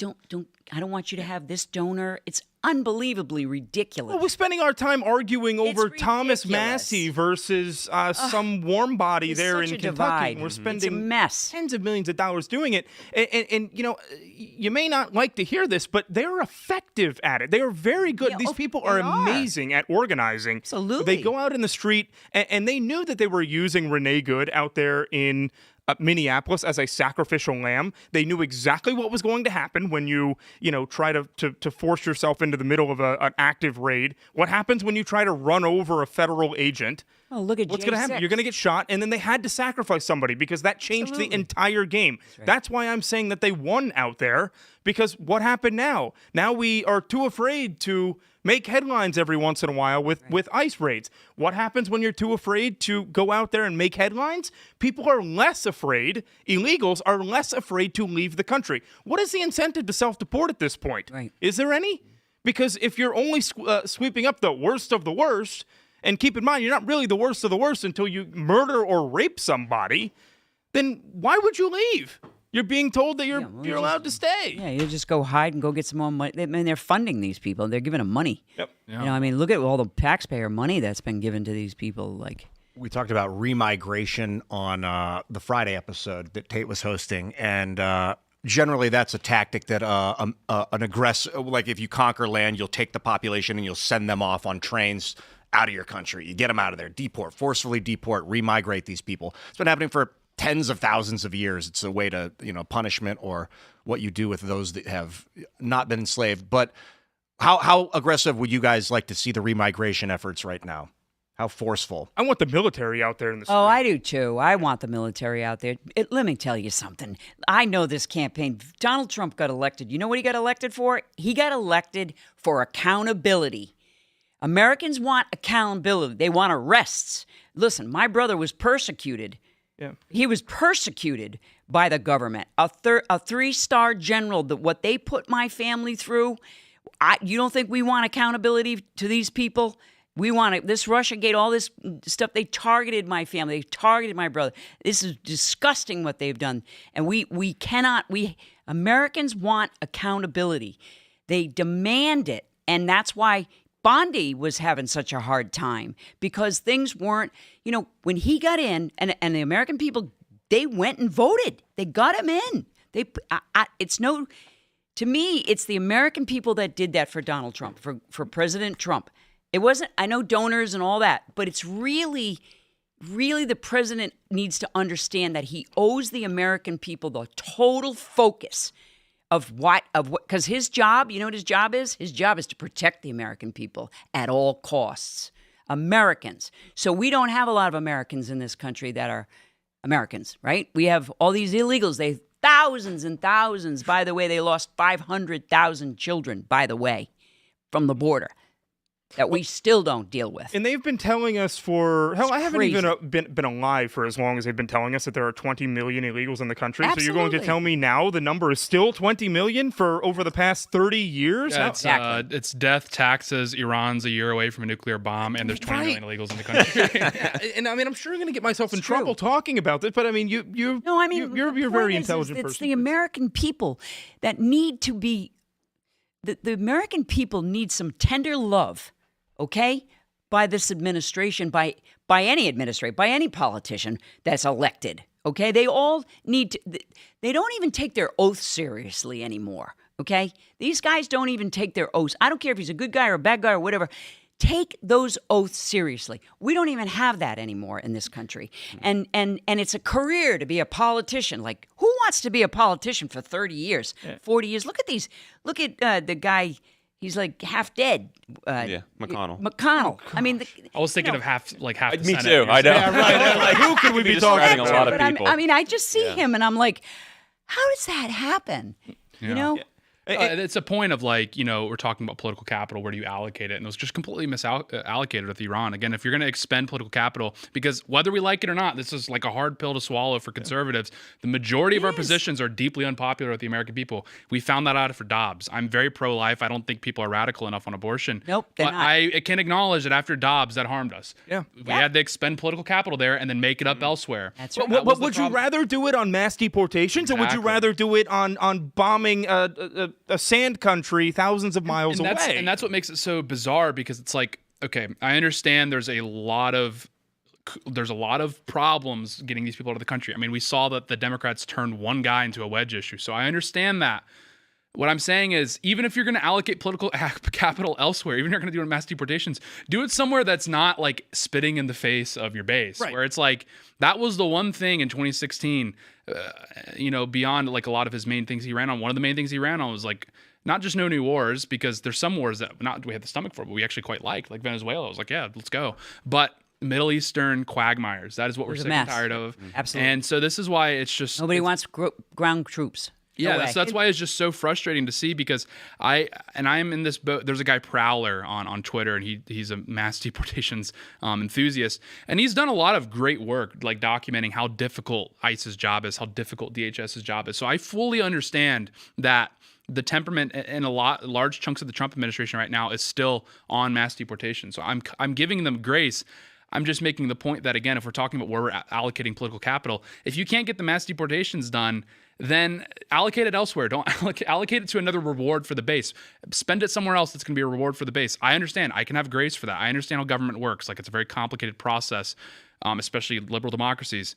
I rant. I mean, I hate to Right. like. I We've agree, been talking but about it for months. You have to have a leader that actually has will. That's right. You have to have the will to do it. Bukele, he had the will to do it, of a unified vision of how to reform his country. We don't have to go that extreme, obviously, but there isn't a will. You could clean up Chicago on a Sunday if you had a leader that had the will to actually San do it. Francisco. If you remember when Xi Jinping came over, Well, that was an This is- exception. We this really is- wanted to make it nice. This is for the him. problem. Yeah, It's right.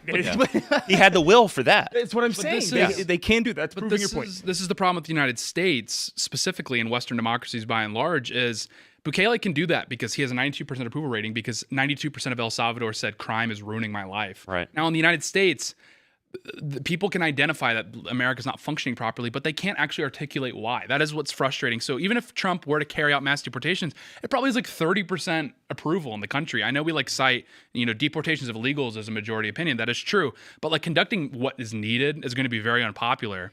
But you have to do it. And so again, it's like, I agree, it's a will thing, but also, we're still in a democracy. Like, it's tough to just like go mask off. I think probably at some point he should, if we're The truly back to a messaging. corner. All you got to do just If work. we can get it done legally and like still win elections, that's way better. That's a way better situation. It feels like, if sometimes a stabbing victim will have like a metal rod stuck through their arm.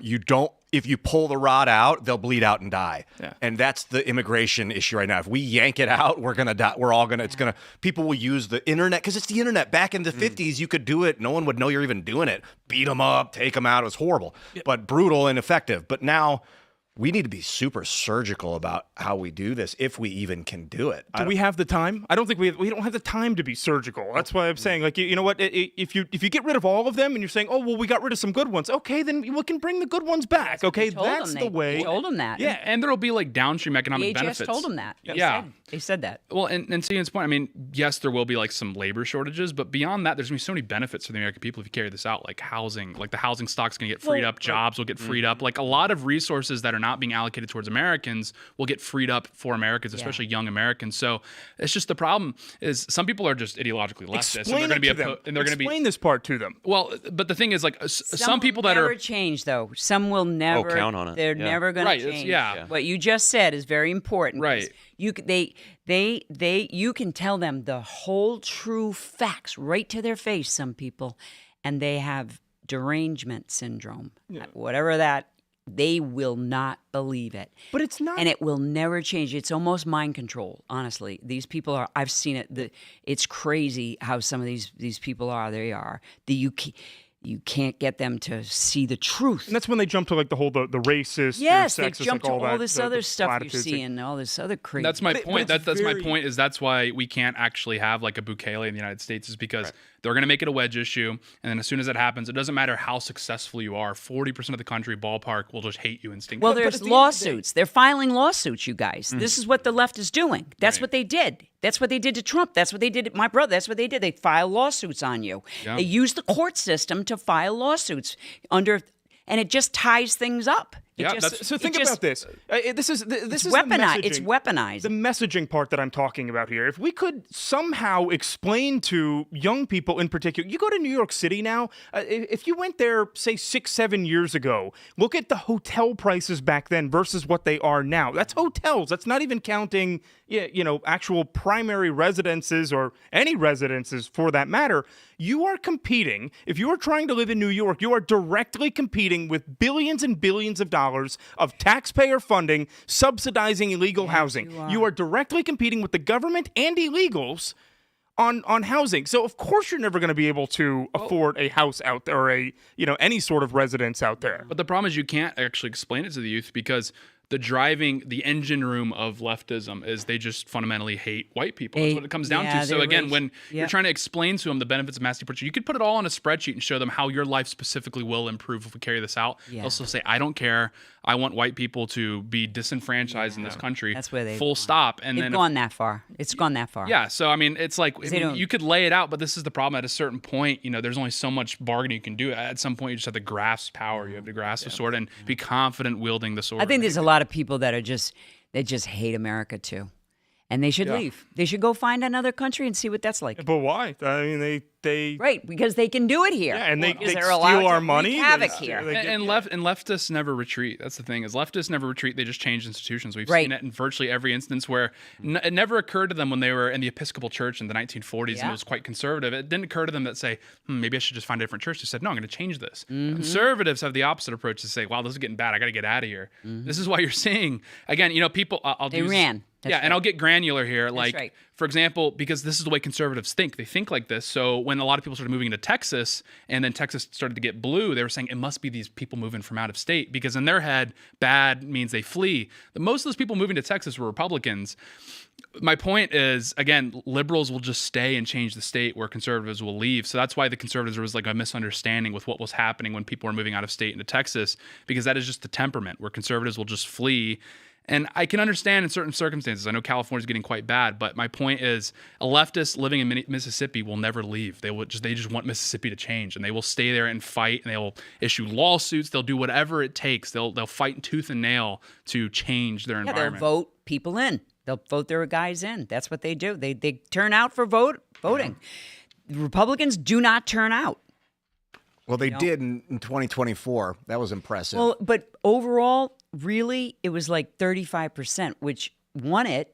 But for Trump, but it really wasn't a big turnout. But it won it. I'm just saying, like, it was a real, like, the percentages are like small. I think the hive mind of leftism is because without a God to believe in, they don't believe in have the political a God. process. They don't of believe in your God. political. But I do disagree with what you said that the engine room of leftism is the hatred of whites. I think that's the critical race theory aspect. It's like on top of just that the leftist mentality is to hate the classes above you, whatever that might be at the time, whether it's the bankers or the geriatric old people with all the money, or the white people or the black people, whoever has control of the society. It's the class warfare that's really the heart of leftism. But I don't know if that's true, because I mean, like, a good case study would be South Africa, for example. Is their main gripe in South Africa, like the black nationalists, which are like increasingly large share of their country, their main problem isn't billionaires. Their main problem is white billionaires. They believe that white billionaires are the ones extracting prosperity from South Africa, et cetera, et cetera.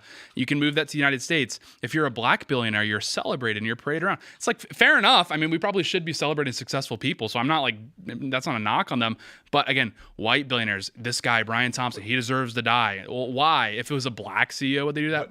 The reason why leftism fails is because if the white people were removed from power in society, the leftism would rear its ugly head and aim it at another class of person. It doesn't. It would always find something to go at. But they'll and still. They are told to do that too. By the way, the next thing. Look at the transit. Look at where it came with kids, all the way to changing children's gender. But ultimately, they'll still shadow box against white people. Like you saw it in Zimbabwe, for example. So it used to be Rhodesia, became Zimbabwe. They kicked all the whites out. There's like no whites left in Zimbabwe. Robert Mugabe, until his last breath, was still saying there's some shadowy cabal of white people still like ruining Zimbabwe, and that was the problem. And we haven't fully decolonized. That's why that's what the term decolonization comes from. Right. That's an anti-white slur that they use because, again, Robert Mugabe's contention in Zimbabwe when there was like 1,000 whites left was that they were still the problem. So it didn't matter like how bad things got around them.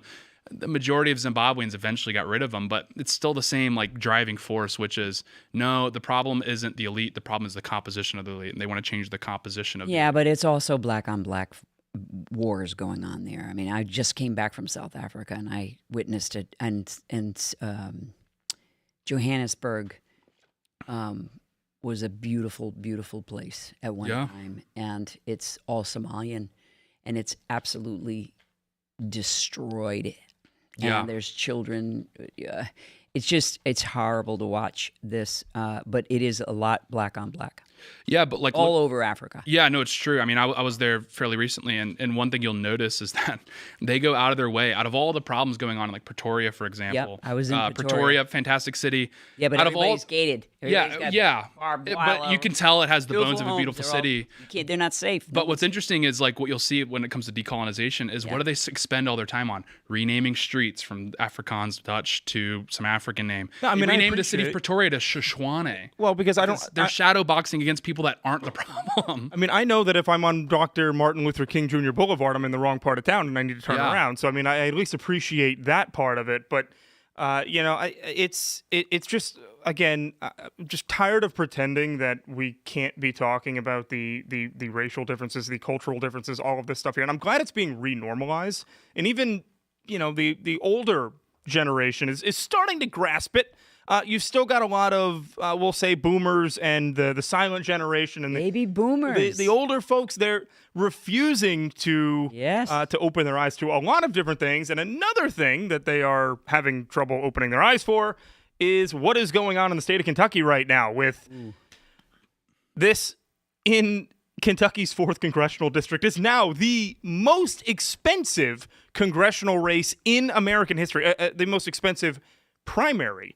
Congressional primary in history in United States history. United States history.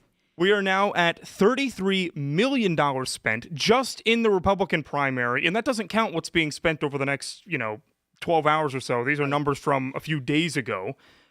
You've got about 50% more being spent either pro-Gowrine or anti-Massey, about $16 million, and then Massey.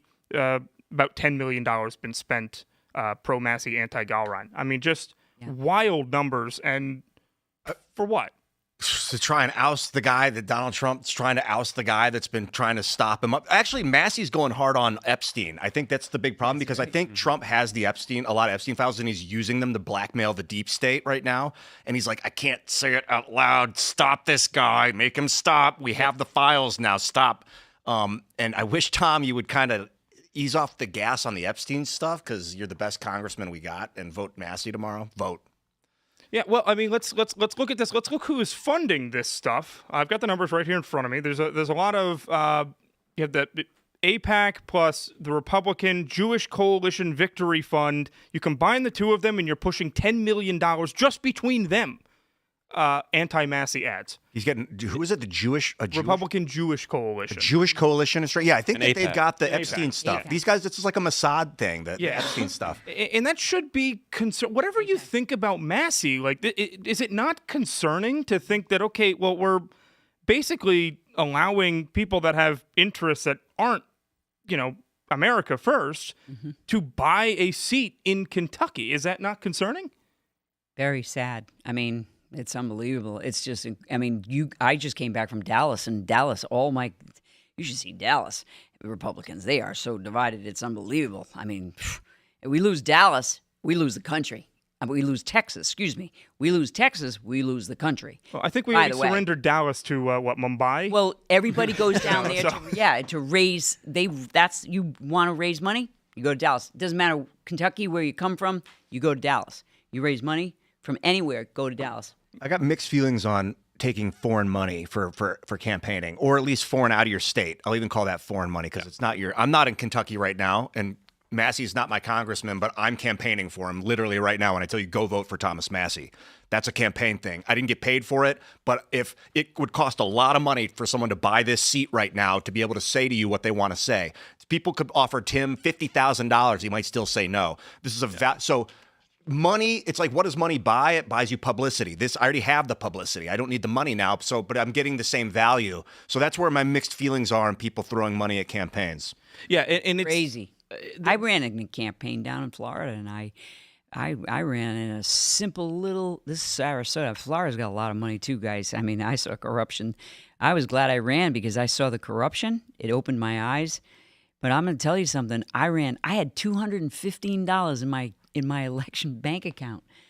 That's all I had because I was running for a school board, which is a national public health hospital down there, which is one of the biggest national public hospitals in the country, Sarasota Memorial. And the Democrats spent $300,000 and 3 PACs on me. 7,000 Democrats switched parties in the primary to vote against me. Mm-hmm. Just a little hospital board, so I wouldn't go in there and audit. You want to guess? I was going in there to go audit. I'll open the table up for to do that. I'll open the table up for guesses here. What do you think the percentage is of donors for Gallrein in the state of Kentucky? You want to guess? 98%. In the state of Kentucky? I don't know. What was the exact question? How much money versus how much? What percentage of pro-Gallrein donations have originated in the state of Kentucky? 1%. That'd be less than 10 for sure. Tate, what do you think? I said 1%. Yes? Zero? Probably low, like 5-10%. It's less than 1%. Less than 1%. Yeah. Wow. It's less than 1%. Less than 1, Brutal. because he's got pro-Israel organizations, he's got Trump-aligned PACs, and major GOP mega donors. So 16, That's him. 16 million. Yeah, you're right. You're right on the money, Mary. There, it's so about 16 million in total spending, pro-Gallrein, anti-Massey spending. Yeah. 32,000 of that is from Kentucky. Yeah. I don't know how. So one of the issues that you guys, and I get this from the child project that I have, and I know a lot of people on the ground rescuing children all over the world. I mean, I got the best of the best to these teams, and I'm going to tell you something that you got to understand the whole global picture. So Israel is a safe haven for pedophiles. Oh, Many of our documented, Congress, members of our Congress, many of them are dual citizenship. And their dual citizenship is Israel. You can look it up.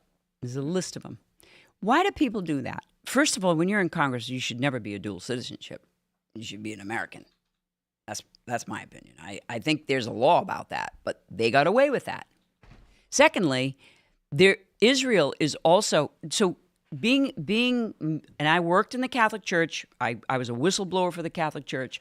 Understand that every single religion, not the faith, okay, is corrupt. There's two sides to Israel. In fact, Israel has the Zionist, the dark side, and the good side, the Hebrew, kind of, practicing faith, Jewish, just like Catholics, just like Methodists, just like Protestants. All these systems are corrupt. There's all dark sides to them. So you're going to understand, like, all this stuff you're talking about, Trump's son-in-law is in every single one of those negotiations. You see, Jared, in all those. So he is a guy that, I mean, Gaza, listen, they're killing Christians over there, you guys. Christians this is the most persecuted time of our lives right now in persecution of Christians. Nigeria, all these places all over the world. And by the way, Israel, I know people that are Hebrew Christians and the Jews that don't believe in Christ. They spit on Christians. They were brought up like that. So there's always this divide in culture, in religion, okay? So I'm just saying, like, this Epstein stuff you're talking about, Diddy stuff, there's more Epsteins than you can imagine, because the CIA used a lot of these guys to do a lot of, they espionage, they blackmail politicians. My brother used to say 15 years ago you could go outside the country to rape a child. You don't have to do that. 15 years ago you could do it right here in this country. It's the biggest money maker of all criminal elements, drugs, guns, is human trafficking. Children are the most money part of it, of the human trafficking. So they don't want to, break into that. We got to cut the money off of that stuff. Epstein, Massey, those guys, the two girls, the two congressmen, was it Nancy Mace and the other one that's on that committee? They saw what's on those Epstein files. They're traumatized by that stuff. Just like the guys who saw Weiner's laptop. They're traumatized. New York cops committed suicide because of that laptop. I mean, these things are like the dirtiest of dirty. And like, why the American people cannot have justice over, there's so much. Listen, I know victims, I know survivors, I have whistleblowers now coming out. They got to deal with this Epstein stuff. They got to deal with this Diddy stuff. They got to deal with the music industry, the Hollywood stuff that's going on. You're seeing all of them turn skinny now. Okay, there's something you guys got to understand. That is a club. This is an overall. There's 13 families in charge, and I'm telling you right now, this Epstein stuff is not going away. It's not. Massey is right. He's right. He just wants accountability, because his people in his area are down his back. And I don't blame him. In an ethical, sane society, we would root those people out, put them on trial, and Absolutely. let the courts have their way with them. But in a world that we live in of gruesomeness, Right. and it's like geopolitical subterfuge and war, we use evil, vile things to our advantage when we can. And you'll keep it in your pocket as long as you can until you win. That's the horror you of blackmail them. You get them in a position where they're with a child, whatever they're doing. I mean, this happens. This has been going on for a long time. The CIA used this tool to do that. And that's, that's what they did in Hollywood back in the day, because they had their own group going. I mean, these are psychops. These are all kinds of operations they ran. And this is what's going on with kids, is they were using children. And that's a dirty thing to do. Sometimes, like when you read about historical warfare, sometimes you would sack the city, you'd let your troops rape and pillage women on purpose to instill horror and terror in, like Genghis Khan would do it if the people messed with him and they screwed him over. He would, and that was like a good tactic. So like having this data, this Epstein stuff, it's kind of like having all that, like a fireball in your hand.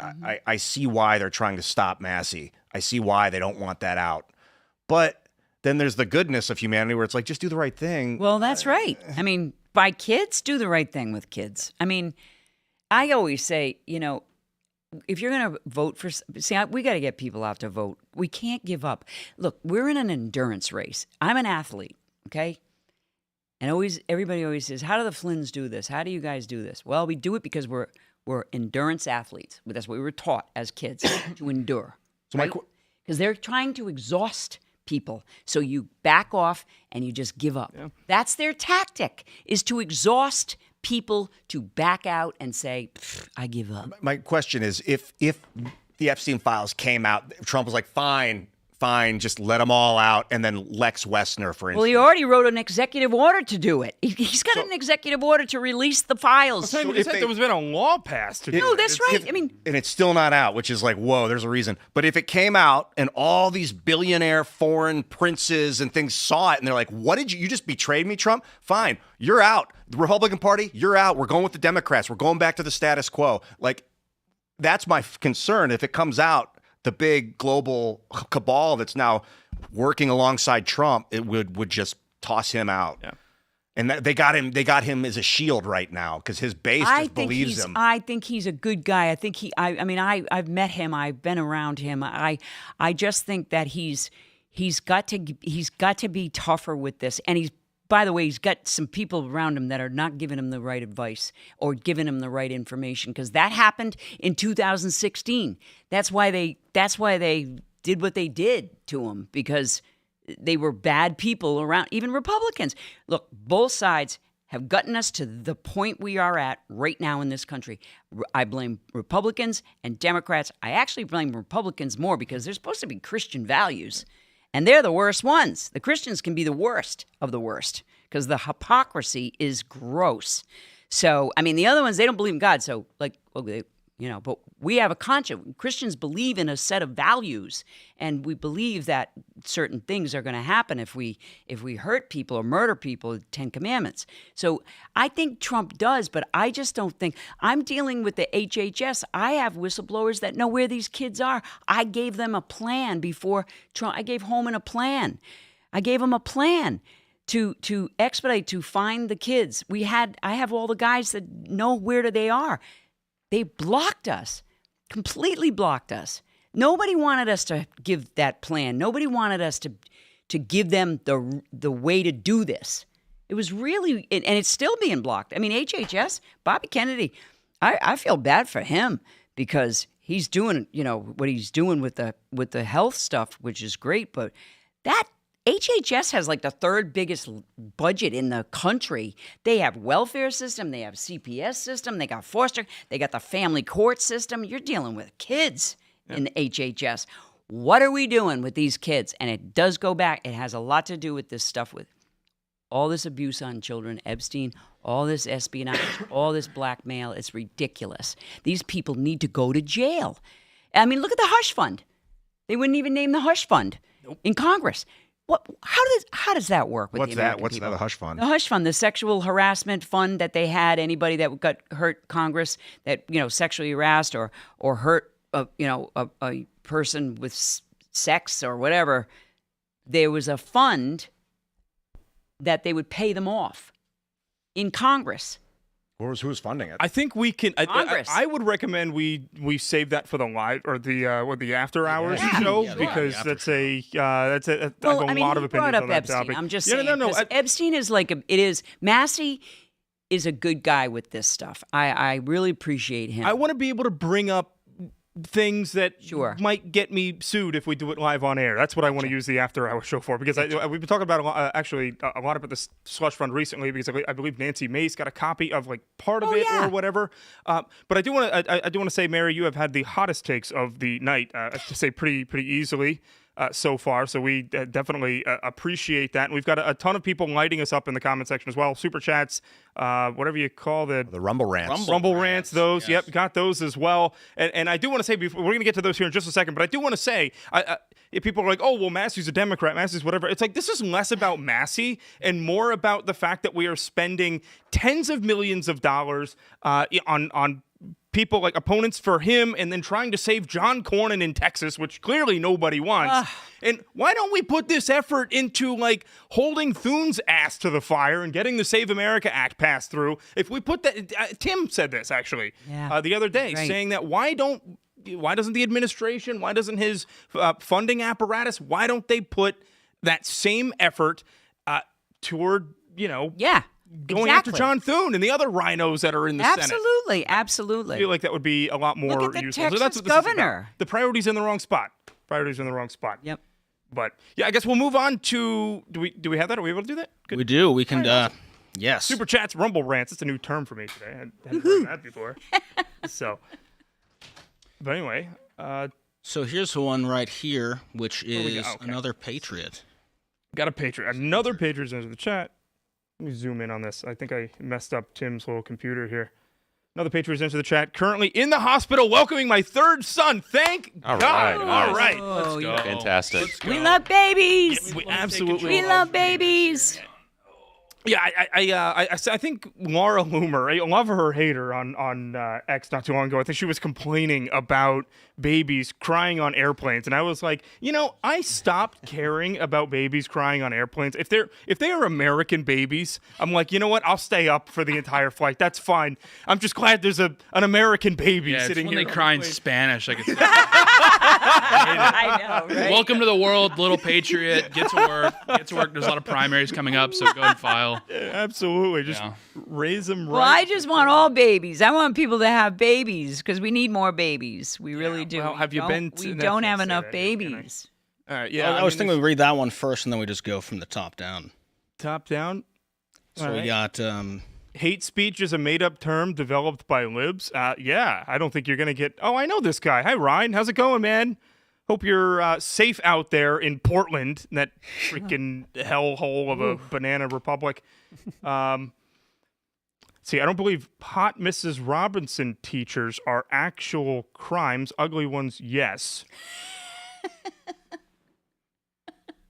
Yeah, we're just Not gonna sure what keep he's getting at reading there. down the Yeah. line. I don't know. Maybe we can try and get. Maybe I'm missing something. Sometimes I'm uncultured. If you want to blame the parents, you have to give them back their rights to discipline the kids first, because this is a huge problem to parents.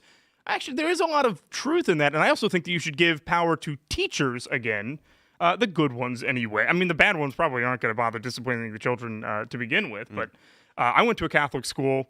Growing up, Catholic high school, and they just weren't allowed to discipline us. I was a horrible child. My Right? mom went to Catholic school. She would go to school with dirty fingernails, and the nun would come by and smack her finger with a ruler. Let's go. She was like, "I'll never." send Nuns my were kids." tough. I have some stories. Did you do Catholic school? All my life. I don't know. What? So were My you whole family did. disciplined like my principal in elementary There school? was at a some tough paddle? nuns. Let me tell you, the Sisters of Mercy were tough. One of my brothers got jacked up against the door one time, one of the school doors, and she broke the window.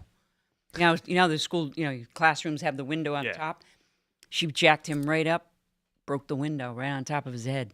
I probably That's how say strong she was. I probably say that we were like bad kids, but honestly, we were like in a Catholic all boys high school. Like there really wasn't that much bad going. If somebody No, was they just- drinking, it was like the scandal of the year, Yeah. right? So I mean, I guess we didn't really need to be beat, but We got caught drinking the wine. Classic. We did. We good. I think pain isn't a really good teaching tool. I think because like if someone's gonna hurt themselves, you want to stop them, but you don't want to hurt them and to make them stop. You know, so I don't know about when you say discipline. I don't know how far to take it or what. Yeah. With the legal. But going back to the comment that was here about we need to allow parents to discipline more. do. But the parents in D.C., I'm sorry, just don't care at all about disciplining children. It's not that they don't care whether or not they're allowed to discipline. They're just they have no interest in doing so. Yeah. I remember when my kids were growing up, we had a problem. They were the teachers were starting to like call CPS and stuff on parents because of certain things, right? And parental, it's your right. I see It's what your you're right to discipline a child. I mean, abuse is, not good, but I'm just saying that they started to, inform, and kind of like abuse their power over parents. And parents have the right to do what they need to do with their children. I mean, as long as it's not, I can whatever. see But them. I'm just saying that started to go away when my kids were growing up. I can see some public school teachers trying to make the argument. Okay, yeah, you took your kid's phone and Xbox away for the month, and now he Yeah. can't Right. communicate outside of school with his kids. Like that seems abusive. I feel like there would be some teachers that would try to make that argument. Am I- Psychological abuse. yeah, I haven't personally experienced overreach of psychological abuse policing through authorities, but that'd be crazy. But they are taking parents' rights away. We fight it all the time. We have plenty of cases about that. I mean, down in Florida, we've been fighting, parental rights, and it is a very difficult thing because remember, a part of the agenda of the left is to have the government raise your children. Yeah. So that's what they're doing. tailored exactly the way that they want you to. The most convenient way Absolutely. for the globalist cabal and stuff. And they're just developing little minions. Yep. I do particularly like this comment here. Nobody loves. Can I say that word on it? I don't know. It's on YouTube. I don't want to demonetize Tim here. Nobody loves crap hole countries more than people who refuse to live there. Truest statement I think I've ever heard. Yeah. The same people that are going out in the streets, rioting and waving Somali flags. Like, try to send them back to Somalia and see how much they're going to want to do that. Classic catch 2020. Yeah. Classic catch 22. Almost said 2022. Like, why do they strengthen our nation, not strengthen their own? That's a very salient question. Exactly. Biden let all those illegals in. Catch 2022. Yeah, catch 22. That's how many we need to see every hour to get the deportation numbers up. That's right. Yeah. Ooh, all right. So we got another one here. Is it? I'll try to say some names here. Hitman Zarelli. I feel like the question from Hitman Zarelli really, I guess, goes with the name here. Is it at the point where a civil war is necessary for a future America? Was Kirk the last nail for civil debate? I personally don't see an off-ramp. I think a lot of people. The United States has never seen a civil war. What we call a civil war was a conventional war fought by two sides fighting against each other in a convention. One side split off, formed a new country. Two countries went to it. Civil war is like where there's sniper rifles from windows, complete total breakdown of police, your car bombs. No, we don't want that. That wouldn't make the situation better even remotely. The rest of the world would take the country over. It would. So no. Yeah, and like I mean, insofar as we might see some more political assassinations, certainly, but I always push back on the idea that we're going to have a civil war because what I led the show with, the point I made is as soon as gas hit $4, everyone came unglued. So like Americans are not prepared to like fight in any real conflict. There's not much appetite for what that actually looks like. Again, people say they want that and people like will chest beat, but again, when things get uncomfortable, everyone just kind of freaks out. Look at like tragedy though. Look at like 9/11, what people came together. Yeah. So now living in Florida, I've been through hurricanes before, but Florida gets, we got hit 3 times this past, not last year, we didn't have anything, but I've seen people like really, I mean, some of these areas were third world and people come together. So Americans have that great part of their, that heart for each other, that they do come together and take care of each other and, try to help. And it does happen. I mean, there's criminal elements. I also saw people fighting over gas and shooting each other because they were doing that during Ian. And, so there's that element. But what really is local action, like people stick together when there's tragedy. And Americans are very good-hearted people. They really are. I mean, I believe that they really are. That's why they've given so much money to other world nations. We've tried to be, good steward people, but it got out of control. It's out of control. I mean, the corruption's out of control. People started saying, taking their piece of the pie. Yeah. Taking the money, and money is the root of evil. It's a tool we need. We have to have money to live. And we have the right to make as much money as we want in this country. That's the beauty of entrepreneurship in this country. But, it can really twist people, too. Greed is, we're seeing that. Seeing a lot of it, especially with these people that are stealing our money and sending it back to Jack Frikistan, I guess we'll call it at this point. It's just that is my biggest issue, and it will continue to be my biggest issue. And we can talk about that more in the after show here. But I want to read a couple of more here. This is from Dark Pine 76 here. Not the best title for this, but shout out to my wife of 7 years today. More blessed than I deserve for the 2 patriots she has given me in our plans for more. Christ is Lord. More patriots. Yeah. Get to work right after the show here. Anniversary, guys. Right. We want to see like massive copulation occurring. They're coming. Right. We want to see a lot of bellies bumping and get some more patriots out in this world. Yeah, That'd be a very that beautiful baby thing. kick. Yeah, I do. Exactly. So I welcome. believe this. This is what I believe. I believe the little babies that are being born today and the little children that have come out of the trafficking, and I've seen a lot of them, you guys. I believe that they are anointed, and I believe that they're going to be the next great leaders of this country and of the world, of the world in a global way, and I do believe that God will take care of them. I believe He's going to anoint them. He does take care of the meek. He does take care of the poor. He does, the Beatitudes tell us about that, and it's going to happen. I believe that these are special babies. So women have babies because they're going to be special. I Double agree. recession. I think Special. the American Caesar will be born on July 4th. Yes, the two. Well, if you recall, I mean, Trump was very adamant last fall that he wanted to see a baby boom around America 250. So if all patriots were listening and doing their jobs, then we should see the nurseries overflowing. This summer. Yeah. That's a good point about the youth today. I think there was like a generation lost. No, if you're part of this generation, you can still make or break your life for the best. But there's like a 15-year swath of people that were growing up from 2008 to 2020 that are just like ambivalently stuck and like twisted. Yeah. It's not your fault. Society was fucking crazy during those censorship years.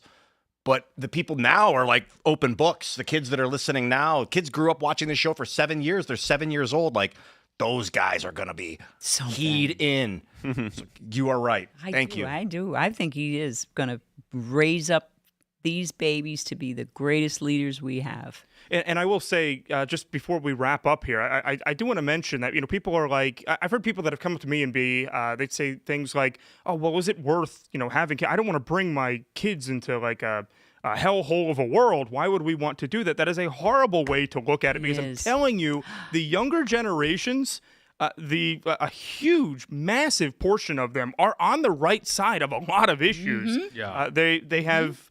they understand that a lot of these leftist policies don't work, that they're not the ones that live in New York City, for example, right? There are some real patriots out there, and the younger generations actually vote in a more traditionally conservative way than older folks do. And that is statistic, that is science.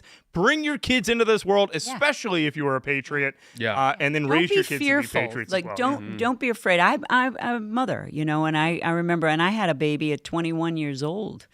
And I was afraid. You're afraid, but don't be afraid. Don't be afraid to have children, because you know what? That child could be the president of the United States, could be you don't know. Yep. That's why every child is so precious. They're so worthy. So, guys, we definitely appreciate you joining us tonight. I appreciate the support for guest hosting here on a whim. I enjoyed every part of this. We could go on for several more hours, and actually, I think we will go on for some more time right after this. Mary, it's been an honor. I'm very. Oh, I'm honored. I'm telling you, some of your takes have been very base, so we appreciate that. Where do people find you? You can find me at America's Future. Right now, I'm leading a great organization, and americasfuture.net. You can find me right there. You got a Twitter? I'm on Twitter. Yeah, I am on Twitter. People know me on Twitter. I think I'm Mary Flynn O'Neill 1. The L is a 1. I'm on that. I do X. I was doing Truth. I'm not I'm the kind of a person that puts this phone down. I don't blame you. I'm not a person that, you got to take a break from this stuff, because, you need your sanity, and it helps. You do, and, take a breather. So, Ian, I don't know if anybody's ever heard of you before, but... No, but if you haven't, it's Ian Crossland. That's my name. I've been doing this for a long time. I got into YouTube in 2006 because I cared so deeply for what the United States was going through then. I still care just as much now, probably more. Follow me at Ian Crossland on the internet, on every platform you can find me on. Happy to be here. Tate Brown. Yeah, you can follow me on Instagram at Real Tate Brown. If you haven't heard of me either, I'm a lover, a fighter, a patriot. Loves to use big words.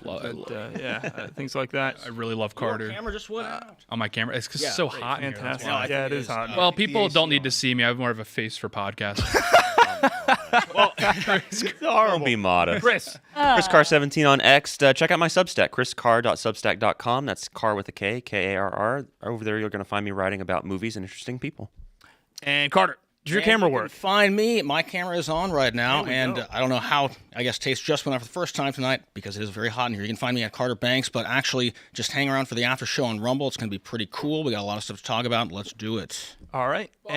Yep. Appreciate you guys. I'm Nick Sortor. You can find me on X. That's the main platform. X at Nick Sortor, Nicksortor. Again, I'll just get banned on every other platform. Thank you guys. We'll see you in the after show.